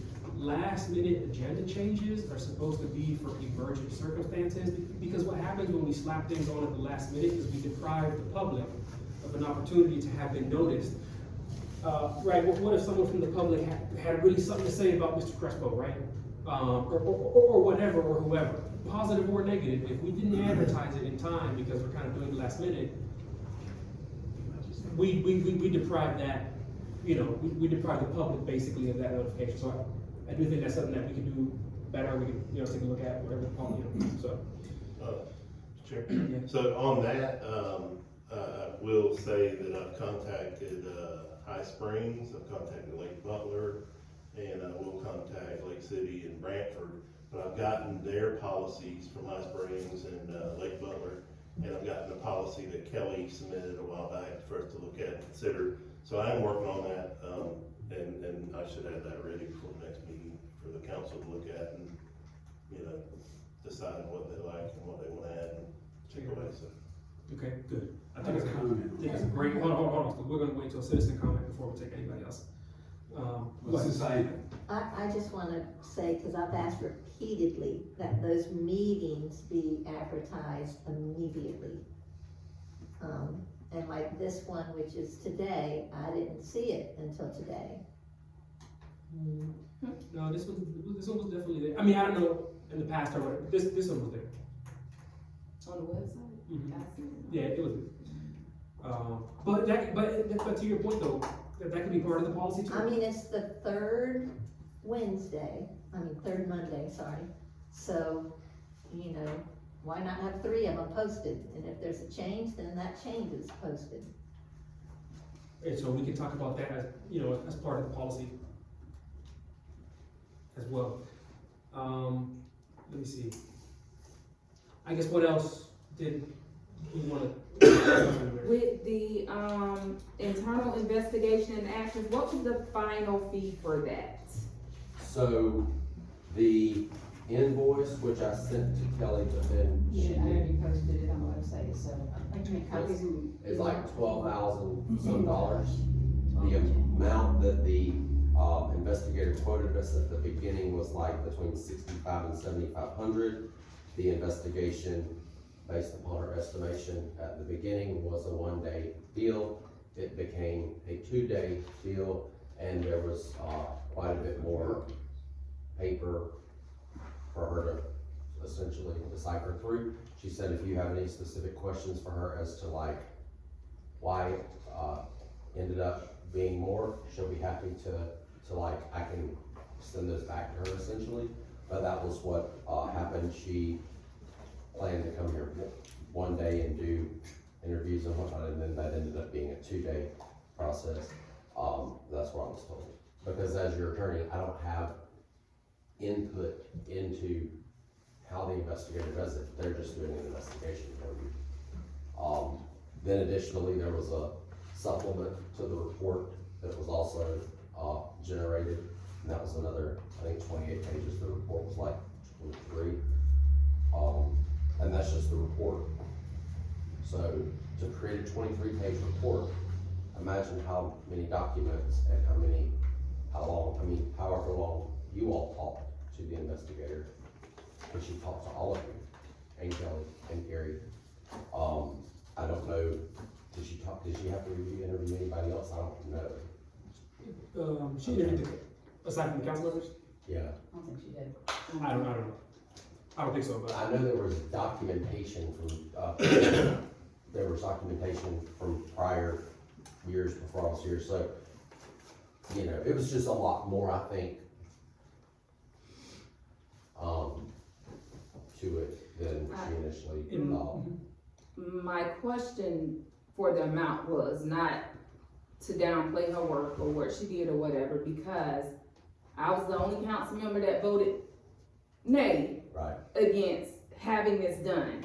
So we talk about money, we talk about spending, we talk about not having qualified candidates, but we do, to me, and I'm gonna use this word for lack of better terms, and I probably shouldn't, but we do stupid stuff like this that cost us money, and I don't see nothing so flamboyant about this report that we couldn't come to a conclusion ourselves to realize that it was common sense. And we just paid $12,000. We're gonna pay $12,000 for this report. I understand it was an allegation and it could have went elsewhere, but my thing is it didn't. I don't think it ever would have, and that's just my opinion. But $12,000 on something like this is just, it is unacceptable. So we wanna cut corners with paying employees and getting qualified people, but we jump to conclusions to approve stuff like this that's costing the town money that we don't have or that we're practically broke, as Ms. Terry says, but we approve things like these. So my thing is, I voted no on this. If it came again, I would vote no again, because you can't jump to responding to all of these things that's gonna cost us money. What happens if somebody else comes up and says, oh, hostile work about me, we pay $12,000 again? To me, it doesn't make sense when we're in a tight budget and we can spend money elsewhere. So you don't have a HR department, legally you can't investigate yourselves because you can't do that. And you haven't had, well, you had 2 other complaints that weren't investigated, didn't generate a lawsuit. I'm simply here to tell you that if you had one that did generate a lawsuit, $12,000 is a drop in the bucket for what you pay in legal fees. And what they would hurt you the most about is that when someone complained to you, you did nothing, and then you get guilty. And then when you start looking guilty, you start to have to pay. And that's, my job is simply to give you advice as to how to protect yourself. And that's, it's unfortunate that the investigation did, tend to increase in value or increase in costs. I think we can see a pattern here but once we can recognize the pattern, we can adjust our behavior so that it can be corrected. Now, you may think about things you could do from an HR perspective that you've never done before, but you may contract with someone that has an HR department, so if you get an employee complaint, maybe they'll even do it for you. Like, I don't know if the county would be willing to do something like that, or maybe you pay them something to do it as like a safeguard, because you don't have because you're small, you don't have you have 1 or 2 employees. And let me say one thing. One thing I would think the council would be interested is, so we changed on the policy how much the clerks could spend and authorize and how much I could spend and authorize. And I think that makes sense.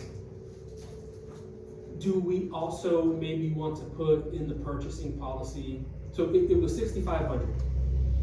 There were specific requests made by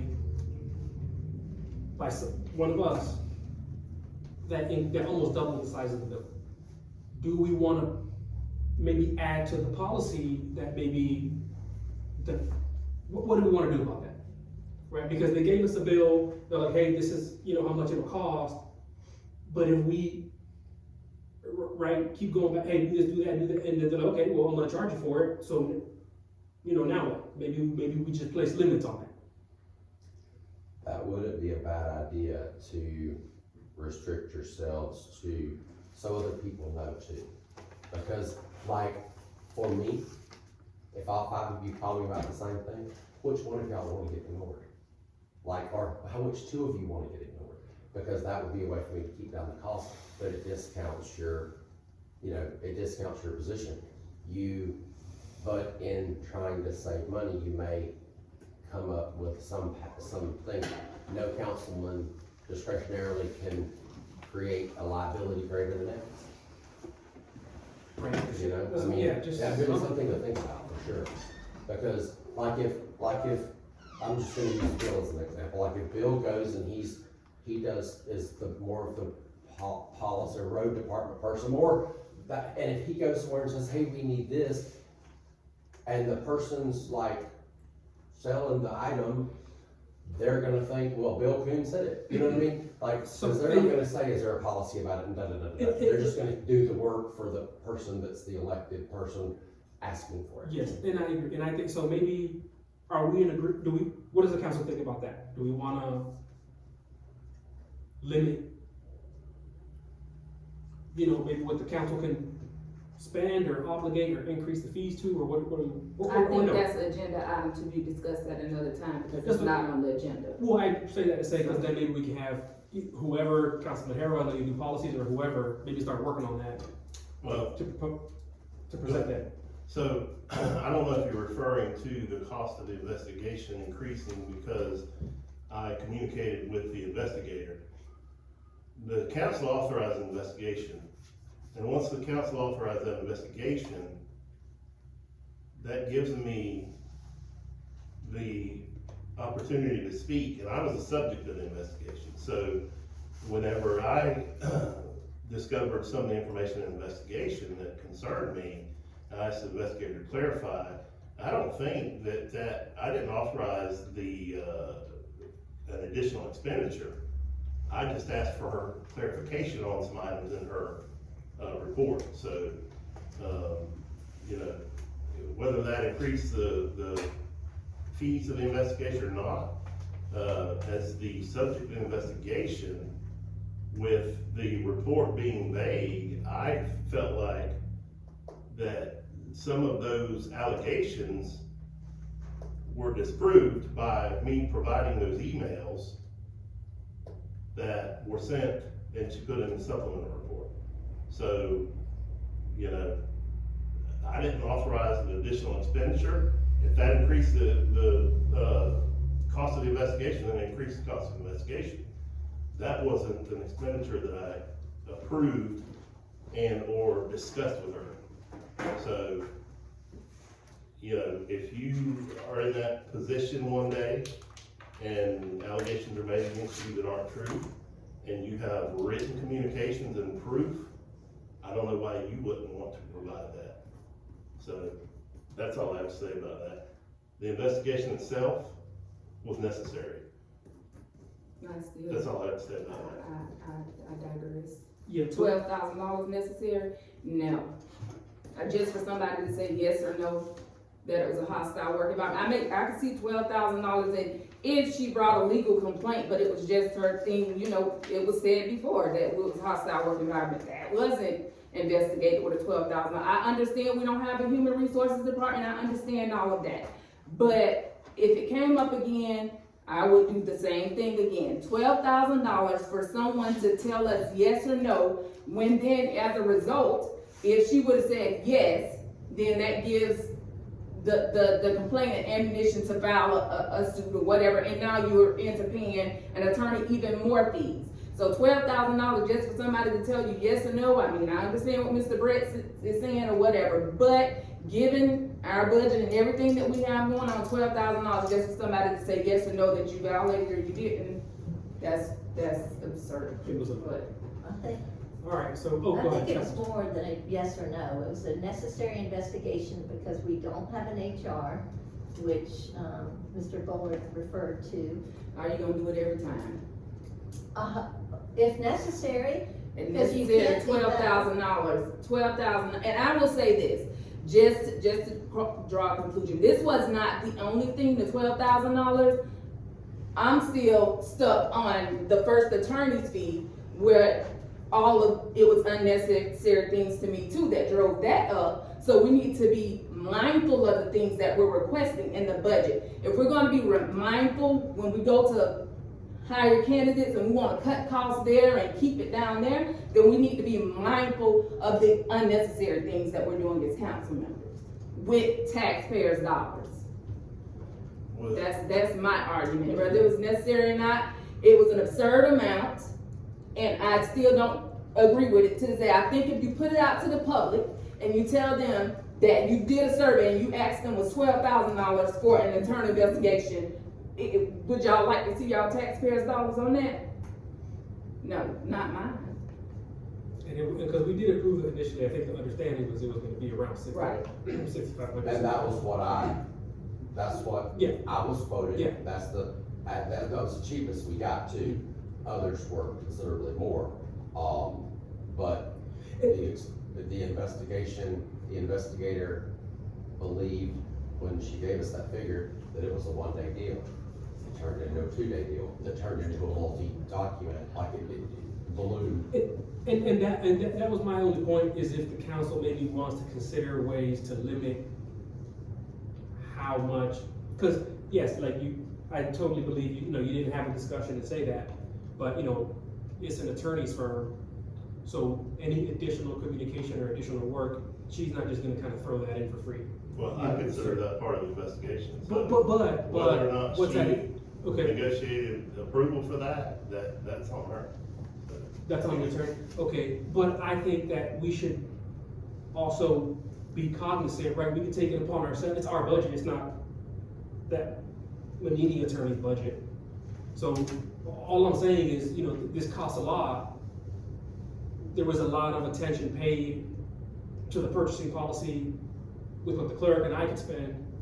I'm just saying, hey, let's just pay a similar level of attention to what we're spending and the costs that we're incurring just to keep the cost down. That's all I'm saying. It's not an attack. I'm just, I agree with Councilman Maris. $12,000 is a lot of money, especially when what the council approved was based on the understanding of approximately $6,500. That's it. That's all. I'm not trying to. And all I was not saying that, I'm not trying to downplay the allegations, because they're serious allegations. But I think our attorney maybe could have responded and say, hey, whoever the complaint was, that we understand that you made these allegations, would you like to request an investigation instead of just us jumping to pay for an investigation? And she likely would have said, no, I'm good, that was just the way I felt, or whatever, and then we went on about our business. But just automatically jumping to an internal investigation that costs thousands and thousands of dollars, and it's something that our attorney could have handled that we paid less for, just communicate with the complainant to see if it was gonna be anything more. I think those are logical things that we need to take into consideration before just jumping to things such as that. All right, Mr. Chair, last thing I'll say is, if nothing else, the report from the investigation made it clear that what some may think is a hostile work environment does not qualify as a hostile work environment, so. And that's her assumption, because still the complainant still could get legal counsel, and her legal counsel could think the opposite. So that's just her opinion. Very good. All right, any other? I think Oh, yeah, go ahead. that it was needed, but I don't understand how, when they give us a price, that they should say, hey, we're at that limit, do you want to go forward? I don't think they could double the price on what they charge us to do the investigation. The bill started at 16,000. I had them want to reduce it down to just. I thought I heard That's not much extra I money. understand That that. was how it had, by the time I got a hold of how much it was, I was like, what?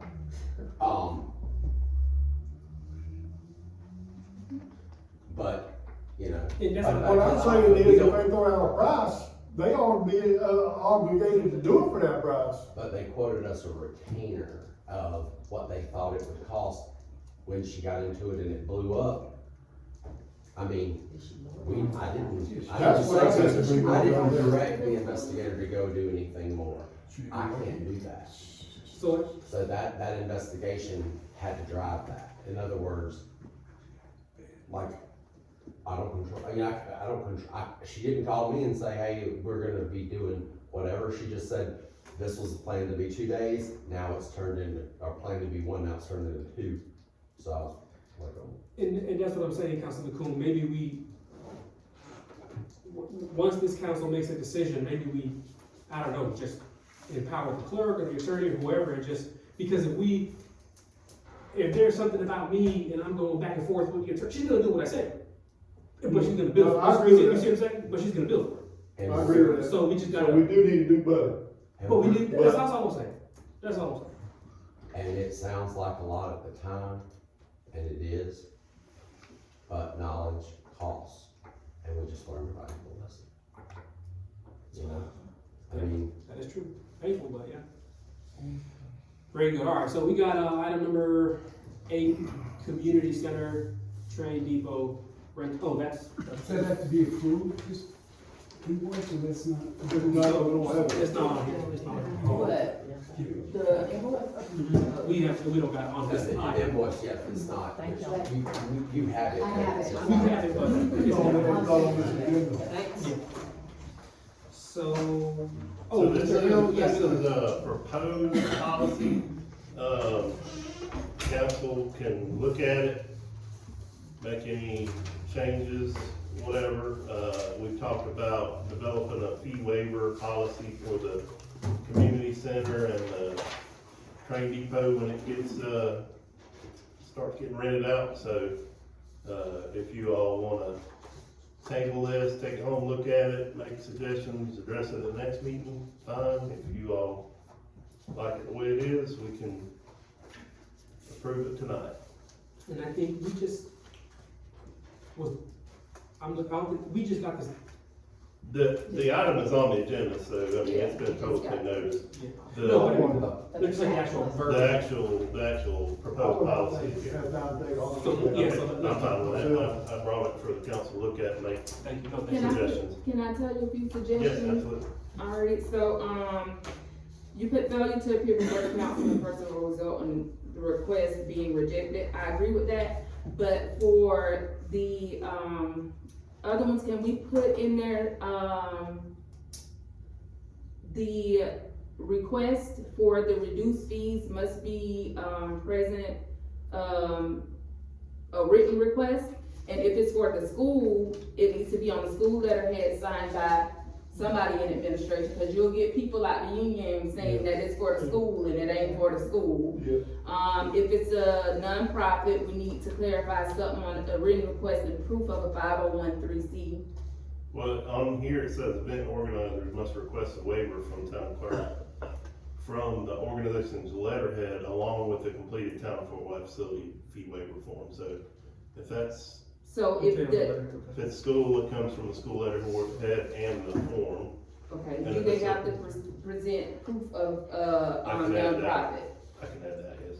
Okay, so letterheads and then the proof of the, nonprofit is all that I've seen, which is pretty good. Thank you, Councilman. and you may just want to, for, like, when you have stuff like this, cause it's all like new business and then it kind of comes off. Like when you discuss something in like new business, you could create an old business kind of category that allowed it to move there. So it was discussed once and then in the second meeting it's on there, you can talk about it for like, you know, like it was discussed general, you're gonna talk about it essentially, give it twice, and you're gonna give the public an opportunity. They may only talk, they only know to come about it one time. Like this, it was new business, because we're talking about the theory of policy. The policy, which wasn't in the packet, was presented to you, so you've talked about it in like this new business component, but if you had an old business area, you'd put it in old business, you put the policy in the packet for the next meeting, so anybody getting the meeting packet for the next thing gets, like, if there was no document for new, they get it in old, so they're definitely getting it, because that's one of the things that, Mr. Linkler mentions, is this. Lilker, is the, policies sometimes are not, in the thing, in the packet. So some of those things I'll address whenever we do that agenda preparation, maybe add an old business section, a presentation section, because these, updates for Norfolk Professional Services and, code enforcement officer here, Cuspo coming, those can be done during the presentation section. When we add, we don't have to read just all the other items, so, but anyhow, yes, sir, thank you for those suggestions. Okay, very good. So then, I guess Councilman Harrell, you'll take this back, take that suggestion from Correct, Councilman Riggs. yes. Yeah, then do that. Any present other recommendations? Bill, if you have any, just I say. haven't looked over Yes. it, I was just asking to I'll take. email Kelly. Thank you for presenting this to us. Sitting there freezing. All right, now we're gonna do. Are you still freezing? I'm still shaking, I'm shaking, You it still- ain't, hey, Captain, no, I'm not saying, it ain't kicked on. No, I'm cold. It hadn't kicked on, I'm just saying, I am freezing. Getting sick, son. I'm good, thank you, I'm blessed. You go through menopause? I don't know, I might be going through You gotta be. menopause or You something, I gotta don't put some know. more weight on you. Okay, I'm pure shaking now. Item 9, we got, the Casuto LLC land clearing without the proper permits. I think it was from the last one or the one before, we wanted to. Yeah, I think so. I haven't found anything on that yet. I looked also, I didn't see any ordinance. Yeah. No, I'm not aware of anything. And maybe this is something that, maybe, but it just kind of was what it was, we notified them and they stopped. Maybe as we build up a code of, like an actual policy or something, because right now, I don't think we have it, I mean. Y'all don't see nothing? I didn't even see anything. I didn't see about the trees. Let's do whatever, I'm gonna call her. I know who argued this last time, I don't know what the policy is, but the reason I remember this is because there was a big discussion over it, Okay. when they built their wellness center outside down there. When Mr. Clemens sent me So let me ask her, he sent me the ordinance, complication index and all that stuff. I looked through that and I didn't see anything, and I searched through agendas and agenda packets, and I haven't been able to find even a resolution on that. So I don't know if it was something that was, implemented in the land development code. That's my next place to look, but I haven't been able to find anything on that bill. In the land development, I didn't see anything in the land development code as far as what the consequence would be. It's more, hey, this is what you need to do, but. Probably if you can make that phone call and get more, I will call them tomorrow and see.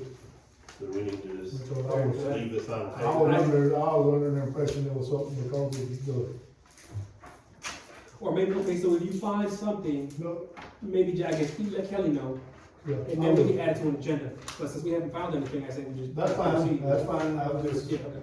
I remember that big argument, I figured, I thought we had something because she was adamant.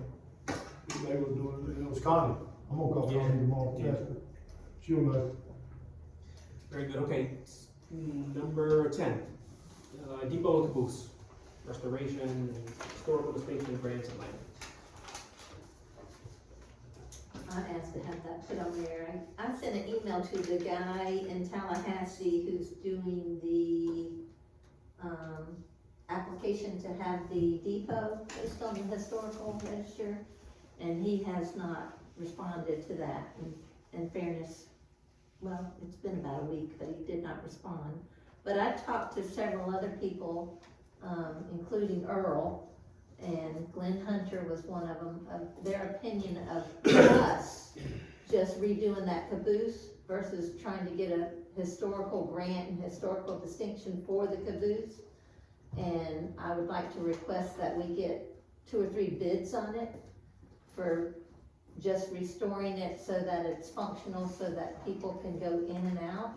Because if it were open, it opens another opportunity for us to get grants through STEM, through school and through, like Duke Energy, I think, has a STEM, grant. I know that the K Foundation has a STEM grant. And at one time, when Glenn Hunter was over, Bill, do you remember what his title was? It wasn't the tourist development, but it was something new, do you know? New businesses with, Columbia County. He had a lot of experience with the grants and was. Economic development? Yeah, it was economic development. Yeah. He's saying that there's a world of resources out there just off the top of my head, which is a layman, I would say it was like $10,000 for us or someone to do it, meaning do it plywood and functional versus the shape of a 1800 caboose. And I'm not asking for $10,000, but I am asking that we get, bids, yeah.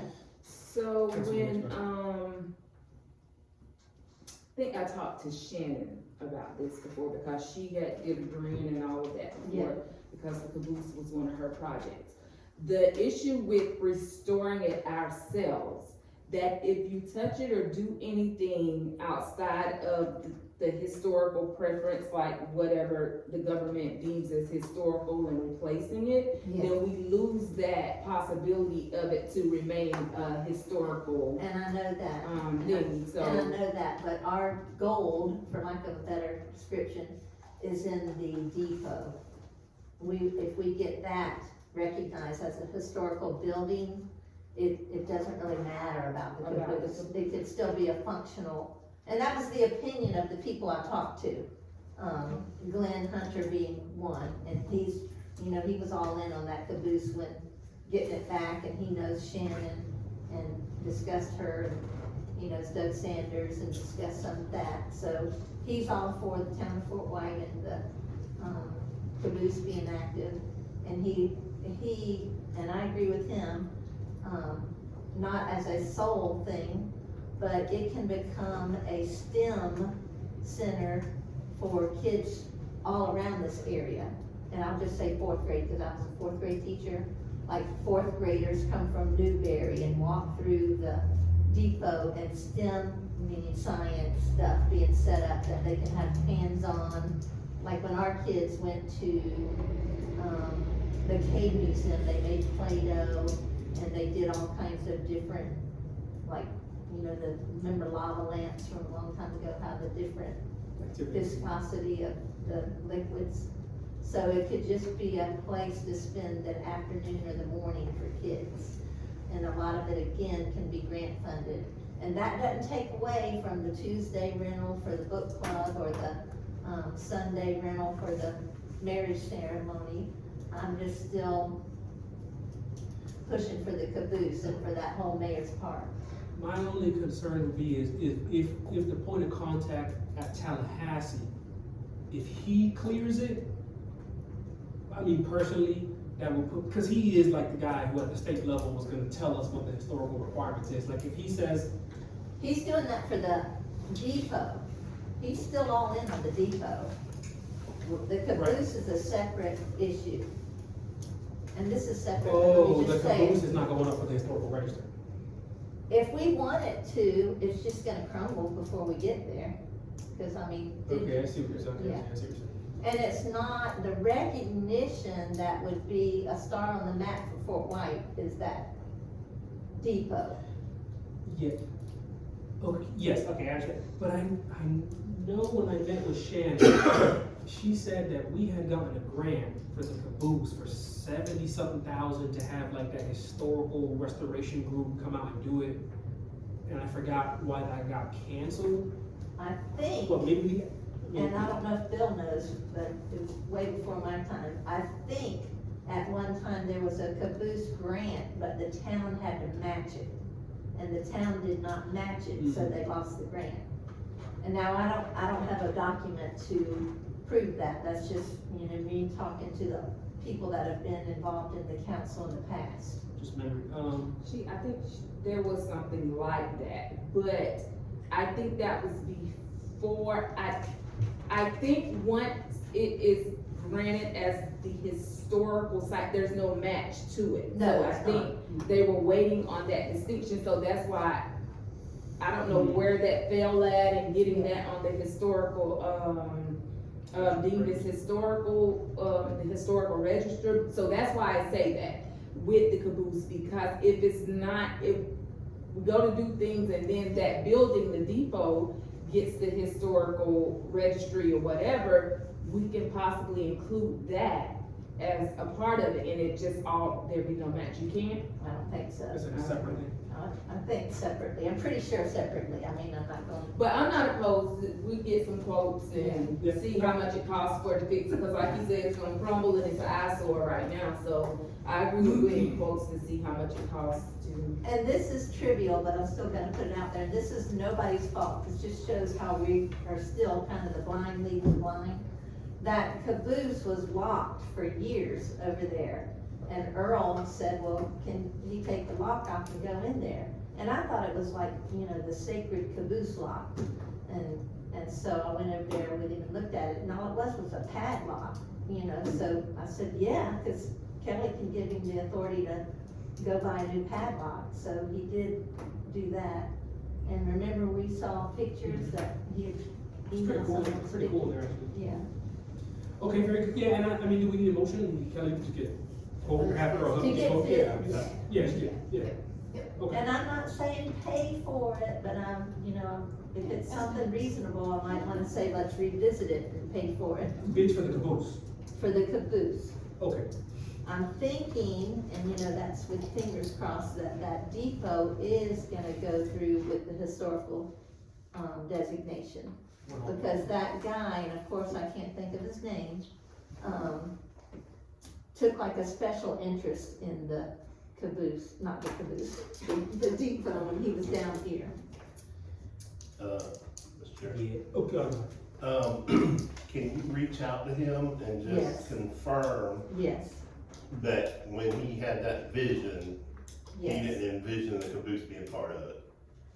the caboose was not a part of it, Okay. but I will confirm that. Because just tell him that, you know, Yes. we're considering doing the Yes. caboose ourselves and just make Yes. sure that won't affect anything. Yes. But I'm all for it, to keep it from just, And just, this doesn't require a vote, but I just wanna get a poll, if, for lack of anything else. Do y'all like the idea of having that as a STEM center for kids to come? I think we just come up with a policy and we can just let the community use it for that, plus whatever, you know what I mean, just not, I don't think it should be limited to that. Yeah, Oh, no, it's, I would like to see. definitely don't wanna limit it to one specific Yes, thing. I would like to see use, when I spoke to Shannon, she was telling me how people would come from Lake City back in the day, and that was like one of their annual field trips, is they would go out there, they would take pictures, they would do something, yeah, you know. Well, wasn't it on the playground at Columbia City, or, was that one of the? Somewhere. Is that one of the schools, as you could play on it? That was So- before, Oh, before it was people there. got hurt. So, And you but could, anyway, yeah, yeah, I would like to see it used somehow, somewhere, as long as it, yeah, safe and all that, yeah. okay, good. Okay, and so Kelly will do that, and Oh, then, I'm sorry, I had lighting on there. With the depot, historically, we've had Christmas lights on there, but that was only when, Ronnie Frazier and his wife put those lights up. they were like on the depot building? they were- Yeah, you know, around the, what's that? LED lights or something. Yeah. Can we do that with our public works? And we might not have lights anymore, I don't know. Bill? Y'all wanna light up the We depot? got the lights or not, I mean, lights don't cost that much, A couple hundred? but, I I mean, mean, that's- if y'all wanna do it, it that's probably won't cost that much. That's another expense. I'm Well, we not, need to get festive here. I'm thinking we should have, I don't know if they work, we should have lights, because they used to, at one point, remember they used to do the tree in Dees Park and. Yeah. And They we must must do do it a by- bunch of stuff back there, so. So it's We can, possible. we can ask, Yeah, yeah. if we have the lights, great, and then if not, I guess a question for the council, we want someone to buy some, or somebody might be willing to let us borrow it. They're gonna have this from up, probably. Yeah, well, yeah, maybe. Do y'all wanna be festive? What, We don't have any, we don't have, bells on the lights or wreaths or anything. And I yeah, I know, see what you, I mean, I would like it to look nice, but We don't it's have, kinda in the hole for stuff. downtown, we used to have, I they know used to put up, Connie said they threw all that away, it was like crumbling. the banner. the lights, The the banners were very banners good. a couple of years ago, 10 I years don't know ago. about the banners. We should have the banners that went went down 27, but that's all they went, down 27. They went down 47 a little ways, Bill. They I went don't down remember a from banner miles. being I on know, 47. I know, we can ask someone to get the light. Okay. I would like to see if we're gonna do the lights thing, is when you go through most small downtown districts, are the pretty decorative lights that they put in, they have them wrapped in garland. Yeah. Yes. And that's not, I mean, I can do that. But I ain't that tall, but. Help with Gerald and all that. Are you, You're right, that's what I was thinking. are you You talking get in that about, bucket on the back, and then lift you up. They just don't like crosswalk lights, right? Yeah. talking about like how they have in High Springs? For Crit, and they have like the lights, and then they got like the wreath thing. We She's used to not have talking about on those, all them lights, she's just talking about the our, poles, the new decorative poles, the crosswalk poles, like they just have the garland. Oh, okay, okay. I would But say just the push button poles, cause I mean, that Yeah. expense adds up quick. But we can see what we have, That's we can get busted and pull out what we have and then see what we don't have, and then we could go from there. I agree, I would like to see it, I would say next year put a budget on Christmas. But I was- I've begged for Christmas lights ever since I've been on the board. because I know we want a bunch of stuff, but I do agree, we should try to limit ourselves to what we budget responsibly for. That's my general, If you ride through any town, they got Christmas lights. yeah, I agree, Anywhere. I agree. Have you Okay, heard we'll see what we anything? can find. People are Bill, gonna say Even in bomb on Grinchville. this town. Have you heard Even in anything since they Grinchville, they went got to Christmas those, lights. have you heard anything, Bill, since they went to those banners? I mean, I've heard a couple complaints about they liked the old lights and then they traded them for the banners. and Yeah, they're when not we as put the popular. banners up, everybody wanted the lights back. Yeah. Because they lit up, and the banners, you can't see them at night. Yeah, I've heard Yeah. a few people. Yeah, Okay, and I was for the banners. Kelly, you check and see what, yeah. Yep. Okay, good, and then number 11. Yes, number 11. Council, pancake breakfast, Christmas parade. I think all that's good. Do we need was that, for the Christmas parade? Do we need a permit if we voted on it, or to host it? We voted to host it. So we're probably not. Okay, anyway, so what were you gonna say about that item? I'm just gonna withdraw it, I think. I'm trying to get the parade routed so that it finishes at the depot. And you have to have an alternative route for regular traffic and everything, and I think I've got that worked out. They tell you at the Department of Transportation, or whoever it is, I have it written down, not to even submit it yet. They want it like 2 weeks in advance. I've talked to her a whole bunch of times, and she keeps saying, it's too early. But anyway, if it ends at the depot, and I'm trying to do that so that it'll be more of 27. You know, like they start at Donnelly, which is right there at the corner of the Collective, the far corner, and then go all the way to, isn't it Jordan? And then they would end by pulling into the, And we put around the. yes, yes. But I was gonna suggest having the depot open just as a reception place for the people who were in the parade. Like, you've pulled your float, now why don't you come in and just take a look at the depot? But that might be too much, so I can just say forget it on that. Okay. Sorry. No, it's okay. So, all right, so then we'll move on to item 12. Status of the fort and the road behind the elementary school. So the fort, I have to get with Kelly, we just need to get a letter, as long as y'all are okay with it still. The school board attorney said just all they need is a letter requesting the donation, and they'll take it up at their December 6th meeting, and then they will make the vote to transfer property to you, and then it will be yours.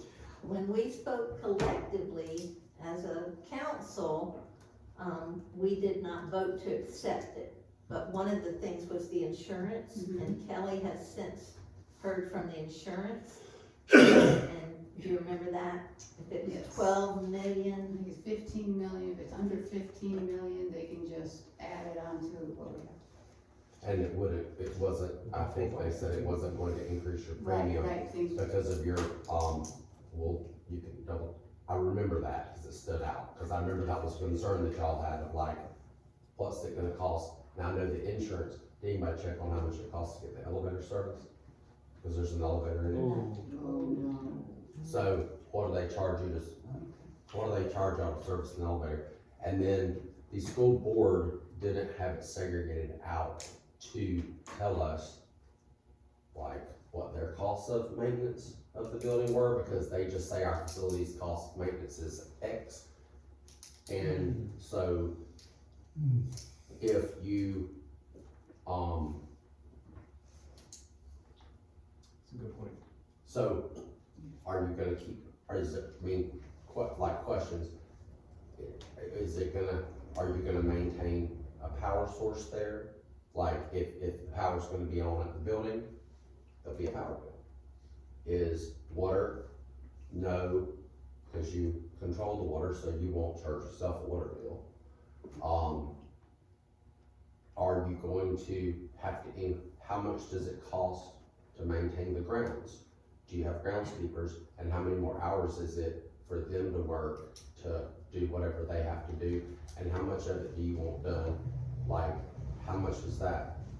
I don't know. Is there a security system in the building? Does that require monitoring? I don't know. But at the end, I mean, as your attorney, you haven't charged me with going and trying to be a facilities manager. No, we don't want to, but I And think if we I'm should. throwing some things out to consider if you're undertaking to have somebody give you a building, how much is it gonna cost you to take it? That's a good point. If whatever that amount of money is, if that's okay, then it's good, right? And then what's the plan once we get it to then turn it into something that's, like some people had been saying in the previous meetings about turning it into like a work nest, something that would work for people to utilize. Is it something that you could potentially utilize as like a town hall and use it with like, do something business with that? I mean, just, these are, I was assuming that y'all, were okay with all of this, or have given this some thought. It would take years and many grants to get it up and running, for lack of a better description. But I think the first thing that you said was we need to find out about the elevator cost. Just like this, I mean, I don't know, I don't have an elevator in my building, so I don't know how much they are, but I know if you have one, they have to be serviced Yeah. yearly, and they have to, like, so an elevator contractor knows how much that is, because just to keep it certified is X number of dollars. And Kelly, the school board should have a record of that, the elevator cost. Could we decommission it or something? That's It's awesome, my right? question. If the building's not in use, can the elevator go into inactive status? And I'm not an elevator, like, person, but if it does, then you wanna reactivate it, what does that cost? Yeah. Because that's a question, like, if you turn something off that requires consistent maintenance, when you turn it back on, whoever was in charge of checking out to make sure it was maintained is probably gonna wanna know, like, was it in some level way upgraded to do whatever you wanna do with it now? I was saying leave it off, like if it's too expensive, just leave it off.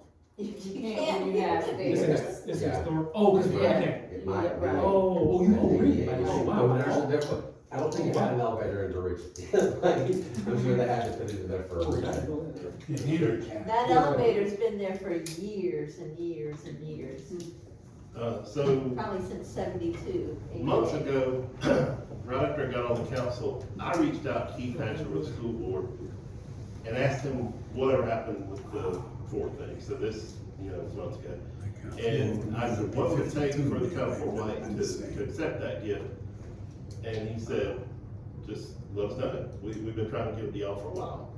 And I said, what would the cost be associated with accepting that? And he said, none. He said, just add it to your insurance. He said, I don't know what that would. And I said, you don't know what it's costing you all? He said, I really don't know, because we have like a blanket insurance policy or an umbrella. So that's what Kelly confirmed, that it wouldn't add anything.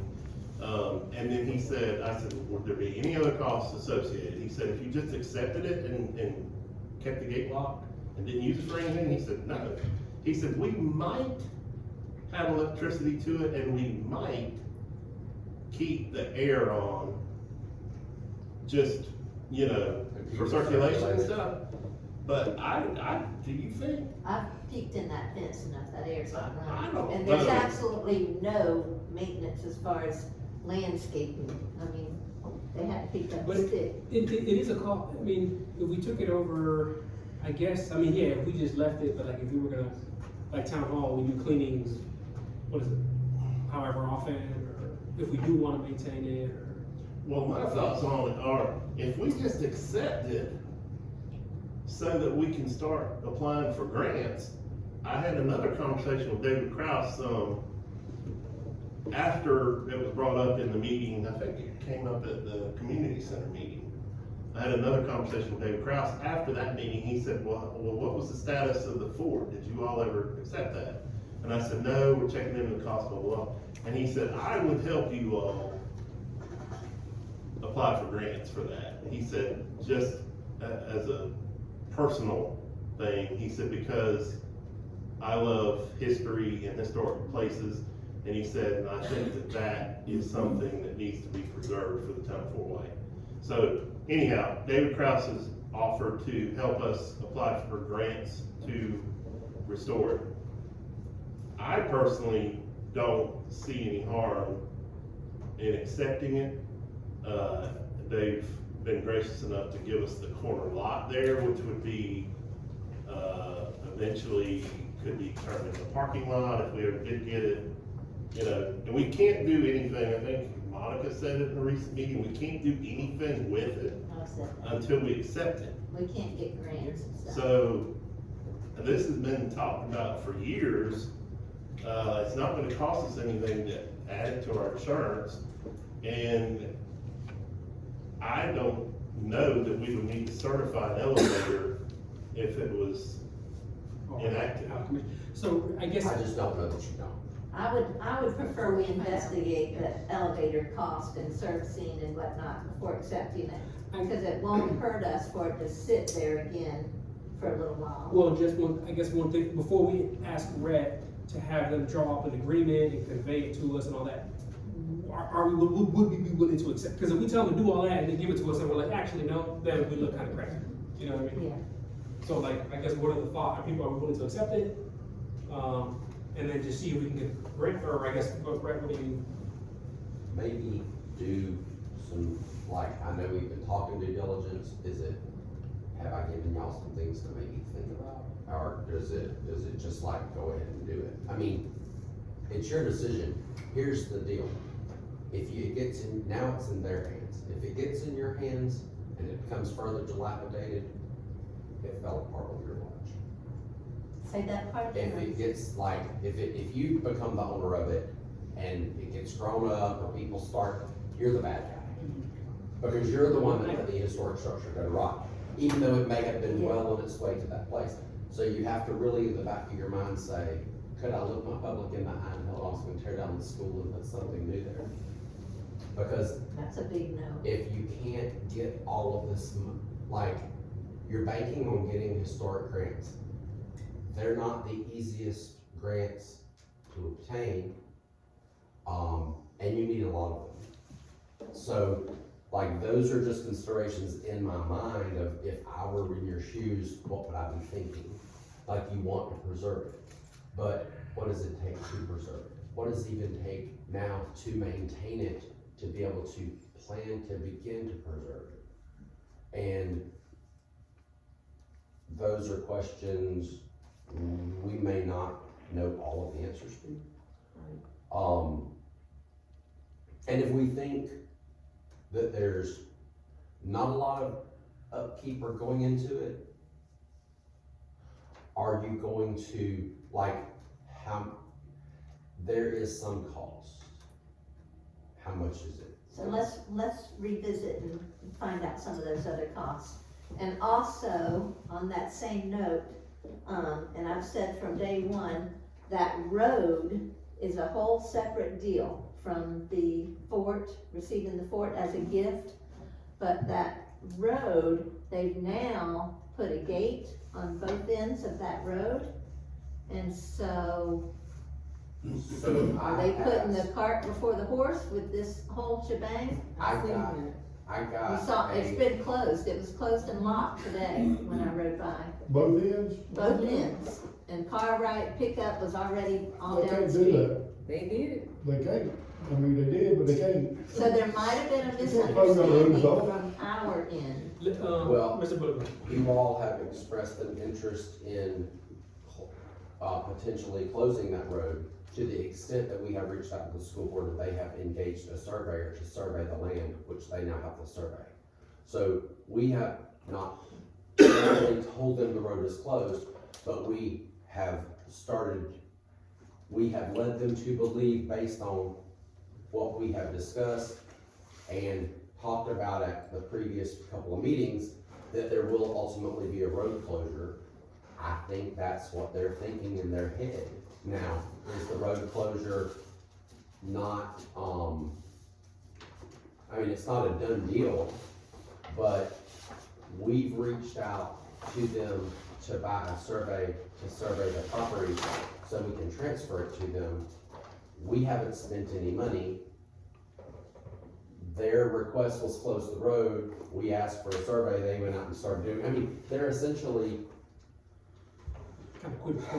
I mean, no, if you, I mean, what have, I don't know, what, I've only told them what y'all have told me, which is that you were not against closing this road because the other people had a different way. There was one other person that had another way to get home. There was all this thing with the kids and the turnaround. So when the school board asked about closing the road, I said we need a survey because we don't have that to even be able to begin the process. And so then they have now, as of today, given us the survey. But you're right, but I don't have the survey, I'm picking up in the morning at 7:45. Like, I just got word today the survey was available. I just got word today there wasn't any gates. Apparently the gates are also on the survey. I haven't seen the survey yet though. But if y'all wanna close the road, that's your right. We don't wanna close the road. Then Yeah. y'all- They're asking there's about, no, they're there's the ones no, wanting to close the road, the school right, is. they've asked you to close the road and Yeah, We- Rick, to your point, I think we did initially communicate with them that it was something about the school, something, and I think we were like, well, we don't kind of mind it for now, or something along those lines, yeah. It can't be closed without an alternative route, first of all, and that's my understanding of how it appeared to be today. Councilman Eagleson. So I have a question. Were they previously putting those temporary barricades up at each end anyways? So in my mind, they just It's for replaced, drop-off. That was during drop off.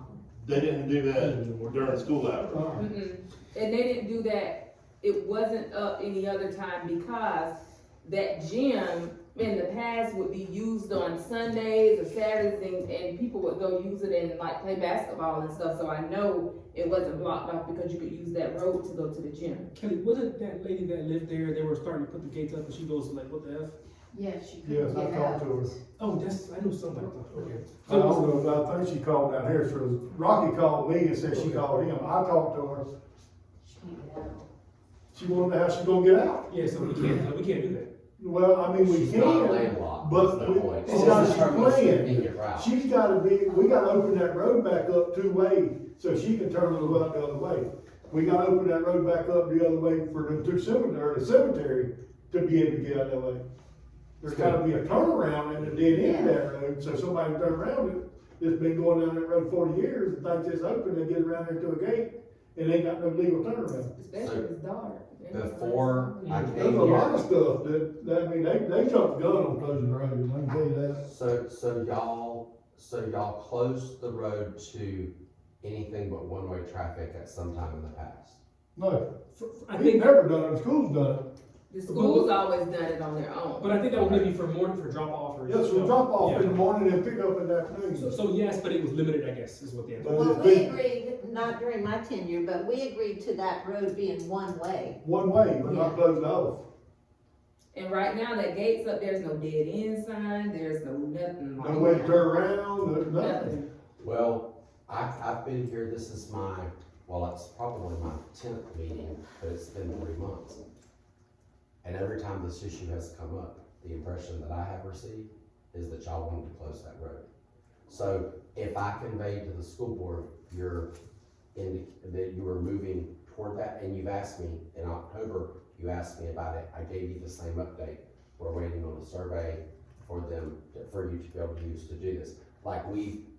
This is the first time I'm hearing the word, any kind of pushback on this road being closed. So if I'm wrong in that, then and what I've been conveying to you at the meetings, I'll go back and listen to the minutes, and I'll refresh my memory, the recorded minutes, because this report that I'm giving is like the report I gave last month, and it's what I said in September. And so, I don't and I get it, they put the gates up and it's a thing now, but I would encourage y'all to, I wanna go back and hear it for myself, because now I feel wait, why You're did not I, wrong. why did I tell We them? discussed Why was I I telling was those people to go, move toward this way of getting a survey and doing all that, if, I didn't just No, you're not wrong. We did discuss it, but we didn't know that we didn't agree that they were gonna do it right, I got you. So, But we did discuss about the road being closed and as a part of the fort being gifted and all this stuff, but we didn't know that they were gonna go ahead and do it because we know that there's people that live on the end that have to have another way out, and so making that a one way, I think we talked about the survey, so we can see what point we could actually give them in between that and not, how to do it. Well, the survey we don't have yet, but I'll get it for y'all, and y'all can see what it is. They'll What you need do to with be your road responsible is for a cul-de-sac. what you do with your road is, me personally, I don't have kids in the school, why would I care? Whatever you do with your road, you do with your road. But it's they just ask about it. I'll say that I think the council conveyed to you that we were all agreeable to deeding the road over to them and for you to get into negotiations with them. I think what some of the council members are saying is, we haven't taken a vote on to do that yet. Right. So they may have jumped the gun and started off those gates up prematurely. Catherine sent me an email around lunch. I reached out to the school board attorney and I talked to her around 4. And she told me then that what was reported back to her was that they just had the gates put up there in anticipation that the road might be closed at, some point in the future. Then Catherine told me before the meeting that someone told her or somebody was through there, and at 1 o'clock the gates were closed. I don't know, I haven't seen it, her survey, I haven't seen the gates, I haven't seen it locked or unlocked. All I'm going by is what Wait, hold on. reported to me today. So, what we're doing right now is we're telling the attorney to notify the school board, move the gates. What are we telling the attorney to do? Well, You don't have to move them, Are but we- they need to. They gotta be moved. Well, I think There needs to be they, access. I think that because I reached out to the attorney again after I was told by her that the gates were not locked, that they in fact were. And she said, well, it's after 5 o'clock, I will have to get to find out, we'll get to the bottom of this tomorrow. So I have a question. Is the council agreeable to the gates being closed during school hours? No. No, No? because the traffic How's the woman gonna get to my house legally? Where It's does still a she live? one-way road. She can get there, she She can lives take it right out. across from the cemetery. There's one person that lives on that road. So if it's one way, she could get into her house, but she would have to violate by going back up the one way, and if it's during. Is there a one-way road sign on there? Yes. I just drove down the other day Yes, to that's see a it. one-way road. Yes, sir. So that would be her. Wait a minute. There is Behind two, them bushes. there is 2 lanes though, right? This is There's behind. 2 lanes, Yeah. well, she'd be breaking the law every time she turns that So way. if we take the It's back one-way here. road sign up, make it 2-way. Yeah, Brian. My only concern is I think the school's trying to secure that area because it's all school property and they would like it to be secure for the children. I personally, didn't know that was a one-way street. I just drove down there the other day and I saw the gates. But if it wasn't a one-way street, I wouldn't have any objections to it. Them locking up during school, or closing the gates during school hours and opening them after, until we get this resolved or deeded over. So what do we, I don't understand. I don't know, I'm just getting the survey, and then I'm gonna give it to y'all, and y'all just figure it out. Very well, okay. I mean, Well, That's I what think we need Yeah, to well, that's include no problem. this, we need to include in the discussion that there has to be a cul-de-sac Yes. there. So Yeah. So let's get the survey, we'll get the survey, Yeah. and we'll reconvene on this. yeah, that'll work. Cause I'm thinking this is for the action that we have to take, and I don't know what to tell you to do. Oh, no, it's just a Okay, status I don't know. update, Yeah. and I was just telling Well, y'all, okay. they got the survey, and all of this just happened since noon. About the gates and whatever, I mean. Alright, Councilwoman, The Terry, go gates ahead. cannot be closed while that road is a one-way patterned road, because it locks basically that one person out.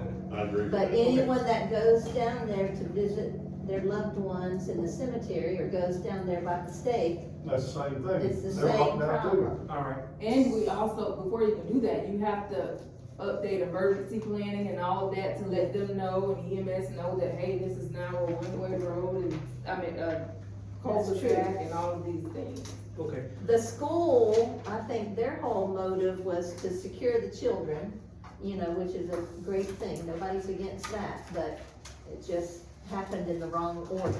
Alright, let's push through, cause we got Yeah, 9 yeah, items way left. to go. It is 8:30. I was supposed to leave 20 minutes ago, but I'm trying to stick out. Public works spending request. Oh, I think that's you, Me. Yeah. The guys has asked for a pole saw and not an edger, but a hedger. A little bit different. I got two quotes on the same exact equipment. I got the quote out of Fort White, and I got a quote from S&S Mowers. S&S Mowers has beat them by $60. I would like to stay local and buy the one from Fort White for $60, but I will ask him, see if he can match that. You wanna see them? Yeah. No, S&S has tack tatted on it, but they said they'd take that off, no problem. But if you'll see the two Oh, yeah. quotes, Yeah, right they're there. the same exact. It's 12, just under 1,200. I think If you go that's to what Lowe's or Home The same Depot, exact. they'll be, both of those are matching. Do what? Yeah, but staying You're not local. gonna get the quality that's gonna work on them either, and they're not the quality when you go to Home I'm not Depot and arguing, Lowe's. I'm just saying they'll match the price. Well, yeah, they'll probably match it, they might beat it, but I would not buy a weed eater and a pole saw from Home Depot. And Because then- I know the quality of them. Yeah. I know that Husqvarna, Steel, they make them for them stores, but they're cheaper made, just like guns used to be at Walmart. Yeah, You know, it's a lot cheaper brand gun, and it's the same Remington gun, yeah. 7400 model, but it ain't the same gun. Oh, I didn't know that. I didn't know it was. But I can Oh, tell you, there's a big- okay. I mean, The equipment, the outdoor equipment, lawnmowers and all, I mean, I'm good. I'm good with it. It's in the budget. We I'm got all for What staying does local. does our procurement policy give local vendors preference to? And small businesses preference over, well, if you'll check these prices, they're quite a bit cheaper than we went in how there much buying. was it? I would still It's try to match 1100. it. $1,176 for the Okay. two. Did we So have the to do two. that? Is that something that was, I mean, that's. No, what- I mean, I didn't have to, but I wanted y'all, Yeah. Okay, I mean, cause I think that's I what they. probably could've went to them, but they might not have felt comfortable doing it. I could have, yeah, it would have had to have between, yeah, I. That's why I'm- Yeah, but it's okay. We can vote on it now. So if you want me, Yeah. Well, I make a motion to approve the quote for the equipment for the pole saw and the hedger. Is there a second? Which one? What is? Or which one are you moving to take? Ace Hardware and also, to add to the would match. Just match, yeah. I'm definitely gonna ask this man, okay, if you don't, you don't, but I think you will. Yeah, Very good. Is there a second? a second. All in favor, say aye. Uh, I guess in our eyes. All opposed, say nay. I'm gonna, Good. get him All right. tomorrow on this. He don't have the hedger in stock, he'll have to get it, so we'll just pick up both of them, I guess. and then- With me? Notary training, payment for the training for the clerk. Right, I have a question for you. For our town clerks typically notaries, is that like, okay? It is not most towns that every town that I represent, somebody have town halls on notary. Okay, because a lot of people. You said yes. A lot of towns do it as like a service, like if like people sort of know, like in White Springs or Jasper or wherever, they can run by there with a notary. And it's like, and plus you have stuff that needs to be notarized. So if you have stuff that needs to be notarized, now you run around looking for a notary. That's what we do, yes. It's just another step in professionalism. So, okay, my only question, because I would've thought that would've been like, if she notarizes like the town's documents, that's not a conflict of interest, that's like normal practice. Yeah. Oh, okay, yeah, She can notarize her own signature? No, she's just notarizing someone's signature, like if she's the notary, she couldn't notarize her own, or she couldn't notarize anybody that was in her family, but if she But had. she can notarize his. Yeah. Or like if I sign, she can Right, notarize. if she had to notarize anything, y'all could all sign, Okay. you know. Or people are that- we gonna offer that service to the public for a fee? No. That was my question. Yes, I Makes a mean, month, you $10 should. $10, something, I mean, for a small fee, yeah. It wouldn't hurt if You we normally just- charge like, you don't necessarily have to I make see it on it- Facebook all the time, somebody asking about getting something notarized. what were you saying, Rick? You can, you know, you just, $10, something like that, just do a little policy where, like, it's cheap, you could give it away for free, but now, probably your auditor's gonna ding you, cause you're gonna be collecting cash, cause people paying $10 is like, how we gonna get $10 and, you know. But we do that, we have a collect deposit cash all the system, and so, A And lot, I don't know of any, I'm sure there are some municipalities that charge for it, maybe off my head, but. Just call a couple of, and call, do you know what Ace Hardware charges? I do not. And usually it's per page too, right? Per I page. think when Yeah. Country Rivers used to do it, it was like $5 a page. Yeah. But the first thing is getting her, Trained, yeah, getting her so- trained, so. do we, You I agree to go do that, Kelly? Sure. Good. Yeah. and how much is training, like, $200 or something, or, do we know how much the training costs? I think she and I talked about one that was like $80. Yeah. It's not very Oh, much, okay. and you can do Different it. levels. Yeah. We don't need to, just, she can just, so we're good, so you can just prove it, you can just do it. Okay, yeah. All right, 15, reservation system for the parks and events, so maybe you wanna put the policy maker on that, or? So I was gonna say Oh, okay. that I believe that Johnny B and East Park have always been first come, first served. And earlier, when Mr. Ford was here, I was gonna ask him what the county's policy is on that, because I believe the county may have the same policy, because I've had family members that have had to go out there and sit early in the morning to hold down a pavilion until everybody got there at lunchtime for a birthday party. Now, you can rent a pavilion in Lake City, in Columbia County, And, or you can reserve one, I don't know if they rent them or not. But the park is open. In the- That's out there, Alligator Park. Yeah, I paid for a pavilion out there, Alligator Park. In the But they got past, like 3 or 4 of them. in the past, I know that Connie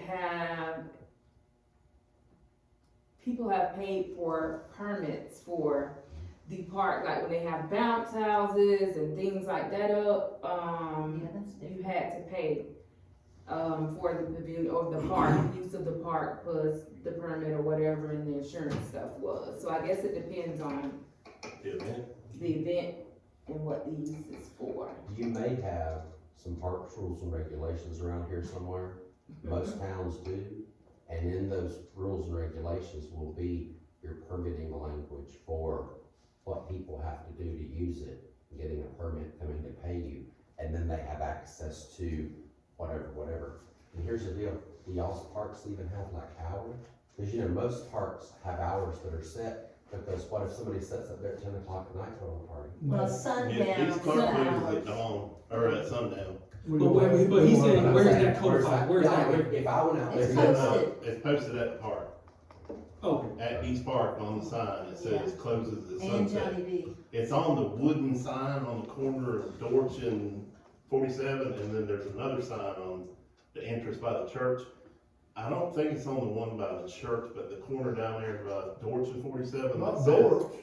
Not Dorch. Not doors, that road before Still, doors. I can't I remember. don't know the name of it. So what- Not doors. Yeah, So what it's if we- on that wooden sign that says park closes at sunset. I'll send y'all some sample regulations of just like, maybe each of you can look at the regulations and just think like, hey, maybe this would work for us.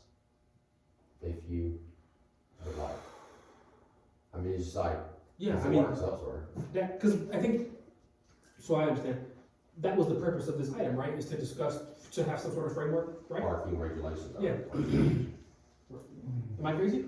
No, That was- Okay, all right, good, so, yes, excellent. that was a loaded question there, buddy. Yeah, well, I think in this agenda item too was the fundraiser for the cheerleaders or something that they wanted to have at the park. Yeah, but first, I want to go back to the park itself. I think there might need to be a sign up, again, being proactive, more people, especially with the beauty of the playground being there now. Let's have our families spend the whole day there. And if two people claim this table and they sit there until they decide to fist fight, you know, we could maybe avoid that by having a call into the town hall and reserve the park. How are you gonna reserve that? You can't reserve the park. Not the park. How are you gonna reserve the pavilion for Pavilion. somebody? Who's gonna sit there and say, no, these people coming at 12 o'clock's got this? well, so it would be, somebody would know they Maybe have it flash a receipt or reserved, something. they would call town hall and verify, and if then there was a problem, then we would send him out there, or if we don't have him, then, oh well. Well, not if it's on a Saturday or something, but they can have a receipt that, you Yeah. know, I have to park at this time. I don't think we're in a Tennis big courts enough or- city to be doing that, and it doesn't happen that often, and I don't want citizens to say we're giving preference to this person, that person. I think it's a first come, first serve. We're not in these huge cities where we have to.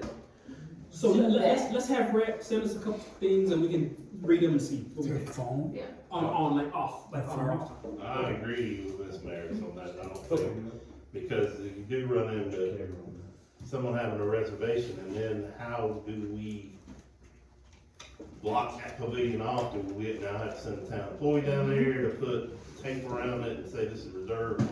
I mean, personally, I'm Right. first come, first served. Or I want my money back because we got there and somebody was sitting under there and they wouldn't move, or. Okay, so Rhett will send us a few things and then we'll go through them. But I have budgeted for, some signs, so maybe I could put signs up saying, you know, with some verbiage on there about, you know, Don't share hog the space park. and, you know, things like that. I'll see what signs are out there on the playground sites. Okay. Item 16, a plaque for gardening for change. Everybody good with getting a plaque? All right. Cool. Citizen comments. Go ahead, Mr. Logan. I think you have.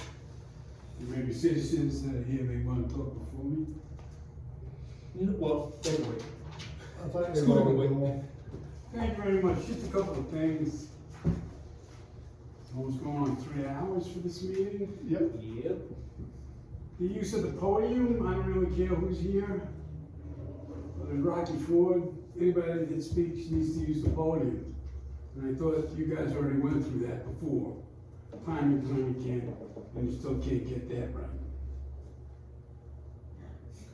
As far as the survey, that can't be emailed, is that gonna be emailed to somebody? Is the school can't email that? Have you tried to print a survey on an 8.5 by 11 piece of paper and read it? No. Like at the end of the Yes, I day, have. like, okay, the print is so small, and they wanna look at something to see about where roads are and where detailed things on a survey are. So if you happen to be in Lake City at Odom Moses at 7:45 when Ms. Logan is dropping her kid off, and I just happen to be going to my accountant's office, and you wanna save me the 15 minutes and pick it up and bring it to them, I'm happy to let you do You it, but still I'm should just get a saying, like, digital copy, no you matter know. what, you should have a digital copy of everything. Yes, let me go down my quick list here. Investigate. There was a long discussion about this thing that the outside attorney did for Mark Sprague. This council is like a committee in the Congress. You have the right to investigate anything. You can subpoena witnesses, you can subpoena them to testify, I should say. You can swear them in. You can do, this council, you can do the same thing that Congress does. And if anybody's ever seen Jasmine Crockett and MTG go at it, you know that these things are fair game, and that's what elected bodies do. So you can do that. The fact that you can't do that is just not true. You can investigate anything that you want. I would also, maybe some of you guys have never been, maybe you have, the communities that had taxi cabs years ago, and you would hear that meter go ka-chunk, ka-chunk. If you like in New York City or Chicago or LA, and there's a lot of traffic, and you get stuck in a traffic light or a traffic jam, and you're just sitting there and you hear that meter going and going and going. Going on 3 hours, you're paying an attorney $175 an hour to listen to a lot of this stuff. You heard Monica Merrick say about some of the stupid things that this town council does. Well, there's only so much money. And I was just saying, I write stories, but I'm a taxpayer. And the taxpayers in this community aren't the ones that support this town. It's only a small part of it. All the taxpayers in the state of Florida support this, because you don't charge any taxes. So I really think that you really need to keep that under consideration. That's going to be part of the story, because these meetings go longer than Columbia County meetings. It's just a little town with 500 people. County charter. County charter, I guess it was 2010 or 12. They passed a rule, and Mr. Howard brought it up. He checked High Springs, he checked this, he checked that. Maybe you should have looked at the county. And I'll tell you this, the county has no written policy that I know of. And that amendment to the county charter was passed by more than anybody else. And I got that amendment through. And what the amendment says is that anything that's digital, but really it needs to be upgraded to anything with copies, that goes to the town council needs to be provided to the public. Makes sense, doesn't it? Does that make sense? I'm gonna give you a little extra time to get. Yeah, thank you. So I think you need to think about just about done. You need to think about that. The final thing is public records. I don't like suing people for public records anymore. I haven't done it in a while. And I will tell you this, everybody knows that the clerk is inundated, I know, which is why I don't break her eggs about this stuff. But when I send this to you, the person, the state law is, and you need to talk to your attorney, the state law is, those that possess the record are the custodian of the record, Mr. Mayor. So if I send you a request, it's fine that you can give it to her. What the state finds is reasonable, first of all, reasonable is you gotta respond, at least to the request. There's nothing, and it happens all the time that I get records from other people, like Mr. Bullard the other day.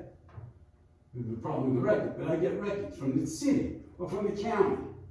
And if there's a record custodian, they file a copy of those records with a custodian.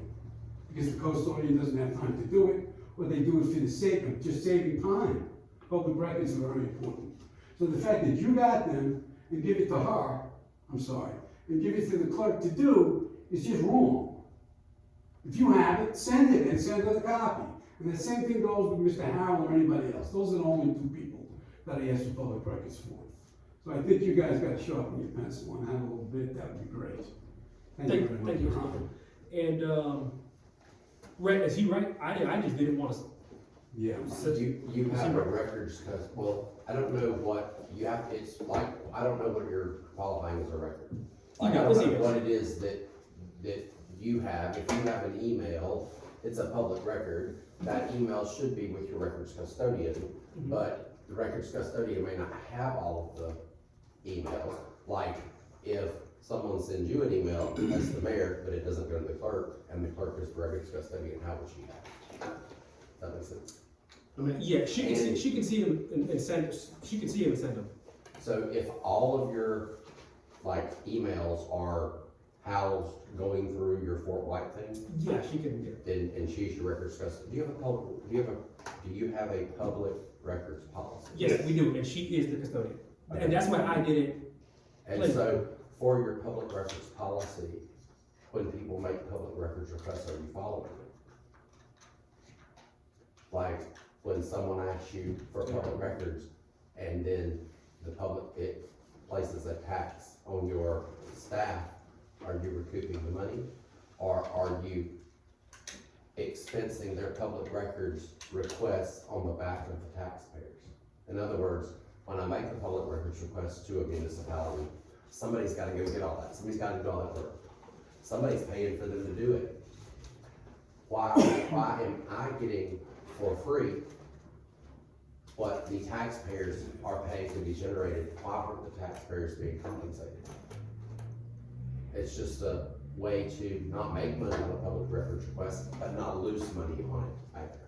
Because when people say, well, I just make a public records request, and like, now I gotta spend all afternoon looking for this stuff, you paid somebody an hour, you paid somebody for half an afternoon of their work, plus their benefits, to look up and get something for one person because one person wanted it. So For free. our So I'm policy saying- does It's address not for fees. free. It does address fees. I just don't know that we, Ever collect them. ever collect them. Connie did. The way, I mean, that's another thing that, the way it's written, the fee applies to anyone that requests a record. But I know like for us, I don't think she charges us. Well, you don't have to make a public record, like you're the elected official, you don't have to make a, public record request. Like you can, but if you are on the council and you need records from town, like why would you have to do a public record? Dissemination of information. Well, paper, I guess paper, yeah, I don't know, I'm just, that's how it's written, I know, yeah, it's a good point. Okay, so very good, yeah, I think the clerk is the records custodian. It's in the policy, I'm looking at that, and yes, the town clerk or their designee with authorization to release and communicate public records shall act as the town's record custodian. And if you have access to all the council person's mailboxes, correct? Yeah. So she can Pull your access emails, those whatever. emails and forward them, so I think that was set up that way. And how old is your policy? It's not that old, and there actually is, now that I'm looking at it, there actually is a fee charge, we're supposed to charge even for other media, so the electronic. So it takes her an hour to go and pull for the last 30 days that all the emails I sent and received. Then we would charge, well, I guess whatever you get paid an hour, it takes, somebody needs to keep track of that. It basically is like anything that takes an employee more than 15 minutes to go and do, somebody should pay that. Whoever's asking for it should be, you should expense them that because somebody's now spending like more than just a small amount of time doing it. So that gets an excellent point, yeah, go ahead. 2021-229, so it was done in 2021. Okay, very good. So that was a councilman comment. All right, that was a citizen comment. Council member comments. Number one is for that grant update. For Johnny B. Bryant. So corrections for that, because people have been coming to me about when Johnny B. Bryant is getting the play system, because it was supposedly, communicated on Facebook, I think, by Ms. Siri. Correction, Johnny B. Bryant will not be getting a PlayStation right away, which I thought I made that clear. So because Johnny B. Bryant had so many factors that had to be worked into the grant that Mr. Sanders initially put in there, so getting a PlayStation, just a PlayStation alone like D Square got wouldn't have disqualified the grant. In that grant, we actually had to do some things to the field, which Public Works is doing amazing at upkeeping that. It's beautiful.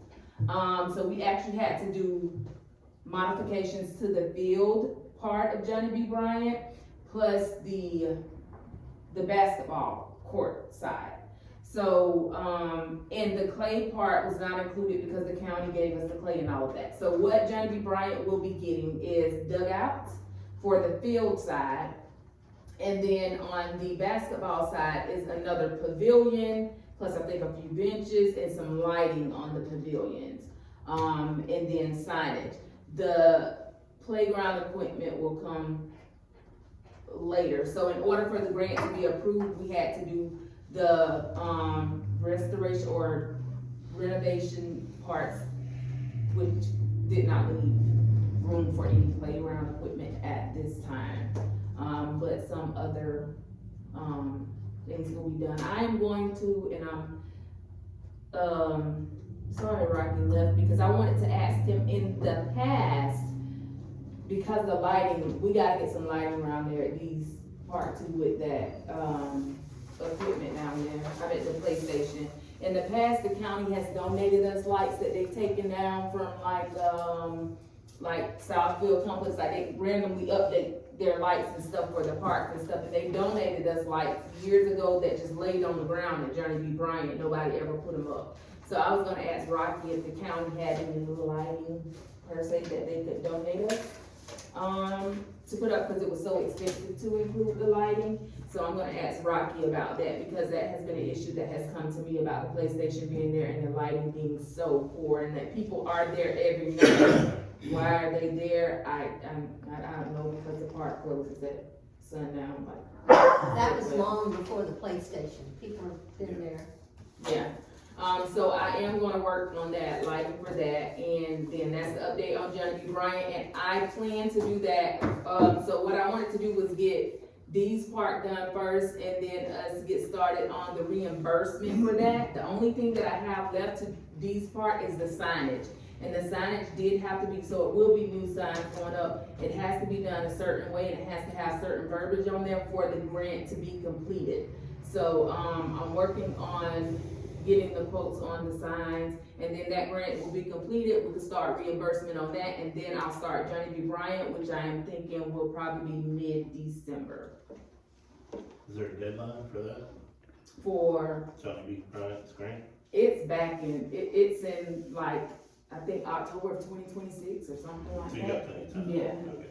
And, question on the sign, will the sign have like the rules of the park, or what's gonna be on the sign? So I think I have like $5,000 roughly left for signage, so I can do separate signage for rules of the park if we wanna come up with that. I do have money available to do separate signage, but on this sign, it would be like the name of the park, funded by the grant or whatever. Jeremy from Tallahassee sent me the specifics of what that had. So the rules won't necessarily be on that sign, but I do have, I think, a few more funds that I The can reason I do additional asked is signage. because, you mentioned before it says close at sunset, that's on that old wooden sign down in Yeah. the corner. But there are some rules posted on a metal sign at the pavilion, like no smoking, no vaping, so we might need to research that, and Okay. if we do a bigger sign with like the rules of the park, add all those. And I think, one biggie was, I think I spoke with Jeremy about, because I did ask him about that, is, a new, verbiage for, like, rules is parent supervision. Like, we need signs that says that, because kids go up there and get hurt or whatever, so we did recommend that, but, yeah, so I have some ideas for signage, but. If you get any help with lighting, please get somebody to look at that light bulb at the Okay, existing security light by the pavilion. okay, Because that thing, as Ms. Terry said earlier, it's like somebody standing out there with a lighter or a candle, you can't see anything, it's useless We're really. talking about these. East Park, yeah. Okay, And it used to be lit up good with LED lights, so I don't know. I'm not convinced. I think that's what it was. I think it was the public works guys had to replace it. Lighting. Okay, very good. And then the second one, I think, moves into that, which is appreciation of Councilwoman Merrick's and for her work on the FERDAP grants. I'm not sure who, I put that on there, Yes, okay. just again, Thank you. thank Thank you. you. Thank you. thank you very Good much. job. I've had lots of, people just tickled to death, and I live across the street, there's some kids over there playing every day, so, Really? I mean. Oh, yeah, they play there a lot. And that Your birthday mom was party. over there a lot with that little, I guess her little granddaughter. She thinks she's supposed to play on it every day because she says that it was, I put the part there for her and I tell her. Yeah. But that birthday party was a little family get-together thing, and I mean, my wife looked out there and said, oh my gosh, it's so nice to see somebody utilizing the space, cause it was just a dead space. And I did that, people say, why did you put it in the back? I did it with the mindset of, because you build upon that. So, and I did it away from the main road, which is Highway 47, so my idea is to build like swing sets and you know, less things that kept it away from the main road, so if an accident didn't happen, then, you know, randomly go up into the park and did some, so that's the reason why I located it in that area. Good. I'm glad we chose you to be that point of contact person for that, and, you got done quick, so. Thank you from the whole council. Quick. 10 months. Okay. Dissemination of information. Pertinent information, clerk to council members. I may have put that on there too, of just, we're seeing a lot more dissemination of information, and that's good. Y'all happy with that? Yeah, Yeah. yes. So is that in lieu of the clerk's report? Can I do that instead of the clerk's report? Sure. Is that okay with you I would guys? say, yeah, I mean, it's up to, it's like if anything comes up It's so at a much meeting. easier and it's Yeah, fresh you in my brain and just to get it out and get it from you guys, because otherwise. The whole point is to share the Sure, information. right, Yeah. exactly. Yeah, I would- Yeah, that report's really informative, thank you, I appreciate it. Okay, item 4, codification update. So I put that on there, I know Kelly sent out an update, a couple of months ago or something, and, I don't know what really prompted that. Did somebody call you and just say, hey, someone's asking for an update? Somebody called, you had talked to somebody and you had nudged them. And Right. then I was right in the middle of chaos, and so we set a time to talk and he ended up calling and I was like, oh, by the way, Right. do you have an update? And so that's what that's all about. So what prompted that was after the August meeting, when we talked about codifying, I started making a couple calls just to see what the process was, how much it would cost, blah, blah, blah. And whenever I was just getting information on it, someone said, oh, I see here the town of Fort White has already started codifying. Right? And I said, oh, really? Cause they were on Unicode before, or Civic Plus before, like, and then the town stopped paying for it, so the codification stopped. So to get your codification caught up, they just have to pick up where they left off. Well, what they told me was that the process started, I think in 2021, and, Connie had sent in all of our, resolutions, or I'm sorry, all of our ordinances and some resolutions. And, anyhow, I asked questions about the process. Did it include ordinances and resolutions, or just ordinances? And he replied back and said that both ordinances and resolutions were included in the project. Once a resolution is codified into the code and readopted as part of the project, it effectively takes on the legal character of an ordinance, meaning it can only be amended or repealed by another ordinance. Our general rule for resolutions is that they are not included, but certain ones that are specific, need to be, like our rules of procedure, and another one here she quoted, R 2229. But anyhow, basically, he ended up saying that the proofs of their codification have been sent to the town, and they're just waiting for that to be reviewed and sent back. And then I called him after he said that, and I said, so who does that? Would our town attorney do that? And he said, whoever the council wants to do it. So that's when I sent you an email and you said, send me what you got. So that was just an update, let the council know what I know about that. But the proofs have been sent to the town, they're waiting for review. I suppose that you need to review them. So normally, when you're like doing codification, there's a fee associated with this, like somebody's paying for this. So, like, when you reach out to them and they're doing your codification, you're paying them for that service, so they can host you on their, like, so how are we paying them for it? So, what I think what they're asking for, so they codified it.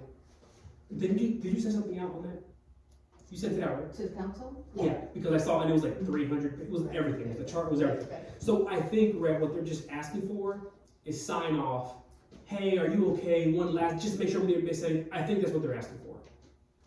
Because you've already paid for it? We that's a good question. I mean, I don't know, like, okay, for example, like the city of Jasper, I'll give you an example. They have not modified anything since 1977. Right? It's like 50 years. But they had up until that point. So then we had to get every ordinance, and because your ordinances are your laws, but they become inconsistent, you know, because after 50 years. So we had to compile all of that, it's like 100 and something. Then we have to send it to them, and they had to tell us how much it was gonna cost. So my point to say is that Civic Plus is a business. They're not doing this. They want, like, how much are they gonna charge us to do it? I'm asking. Okay. Like, cause So, if if I remember correctly, and I'm gonna dig and see if I can find it, when I first got here, I think there had already been a deal worked out. okay, I think it was Connie who told me. I don't know who, it must have been, no one else would know.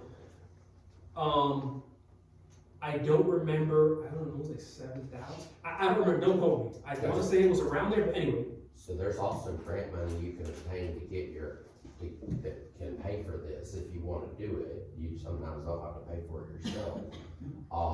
And we can explore that, but I don't know, like, I don't know how this got set up to be, like, this just kinda came, I'm just hearing about this like recently for the first time. Well, some of us are just learning that this has been an ongoing process for years. So I don't remember if it was 23 or 21, but anyhow, it's been going on for years. And she said that they sent the proofs in April of this year for the town to just say, yes, they look good. And then once the town sends it back and says, oh, these proofs look good, they're done. And there's actually a list of all the ordinances and resolutions that was submitted by Connie all the way up to December of 2024.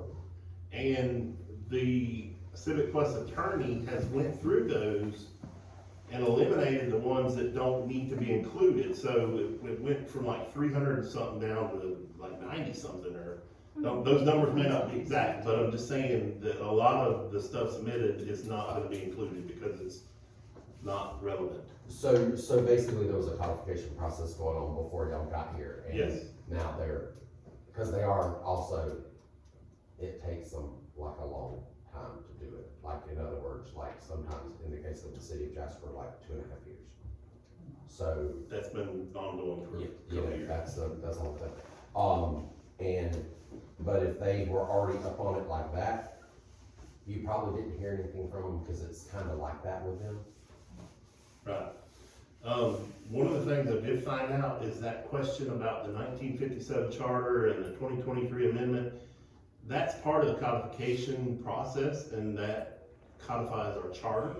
And they do start with that 1957 charter, and then they amend it with the 2023 amendment, but they leave the parts of the 1957 that were not amended.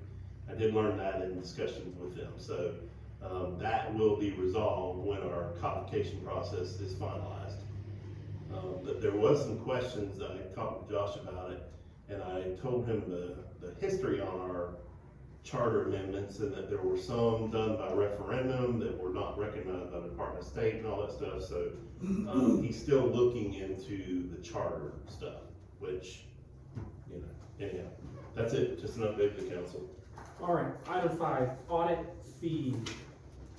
Tuckaloosa County. Okay, so if you all remember when they did our audit a couple months ago, he said that there was some money, $300,000 sitting there, and it might need to be reimbursed or something. So I contacted them and asked them for more information. If you remember, I asked after the presentation what it was, and he said, I don't really know. But anyhow, I contacted them via email and asked them what that was, if they knew, if they could find out. And so that's related to a grant I believe it is, a water, grant. But anyhow, he sent me a spreadsheet with monies that was paid for the planning to North Florida Professional Services in 2022 that was paid by the county, and then DEP reimbursed Fort White for $756,674. So out of that $756,000, that amount included 300 and something thousand that the county paid, 349,830. So that's why they said that that may have to be reimbursed, because the county paid for that, and then the town submitted for reimbursement from DEP, and DEP reimbursed the town, but the county apparently has not been paid that money back yet. And so I did talk to David Krause about it, and I asked him if that ever got paid back, if he knew. And he said that just the fact that this was done this year, he doesn't think, because this audit was just done this year, he doesn't think that money's been paid back. So that would explain why that money is just sitting in an account to be reimbursed to the county. So I don't know what that means. I don't know what the agreement was on that. Hold on, the auditor told you that we had that, no, I think we paid the county back that amount. Well, David Krause is supposed to be looking into it. He never gave me an answer. So if it did, then we're good. But I just wanted to let the council know that I had checked into that, and that's what that money was. Okay. So. They should have it. If not, I wanna know where the check went. But- Yeah. So, the last thing I'll say is, and I agree with Mr. Loper on this, I mean, it's not that I don't love being with everybody here, but, and I kind of tried in the past to put time limits or something, and it just didn't work. So, I mean, moving forward, at some point, I'm gonna probably leave her. I don't think it's really acceptable of us. I think we can do a meeting within 2 or so hours, and if we need another meeting, I think we can do that. I think we can do better for the people and not increase by 30% the agenda items at the very, very, very last minute if they're not urgent. If you're open to doing some sort of, I guess you're working on it. Yeah, I'm working on it. But also maybe we wanna work on, there's a meeting policy, whether or not the presiding officer, or just by the ordinance or the resolution, can we time box each agenda item? You know, cause I don't think it should take 25 minutes to talk about the fort and the road behind it. It's just an idea. It's just an idea I'm throwing out. Maybe we wanna take a look at that. Yeah. All right. I will make one suggestion. We could do like a consent agenda for like the approval of the minutes and minuscule things, but. Just beat it up. That's, the county does that for, I don't know what we have that would qualify to go on a consent agenda other than the approval of the I minutes. get bored with whatever shortens. Okay. I make a motion to adjourn. Second. Second. All in favor, say aye. Pretty good, so I have meeting up. All opposed, say nay. We drag stuff on, I'm gonna start leaving it at that. drag on, start talking about stuff, everybody. I work. I wanna break down those 1 to 10 minute minutes, so I can. I'm gonna get up 5 in the morning, so get Good ready. night. Good night. Good night. Till next time.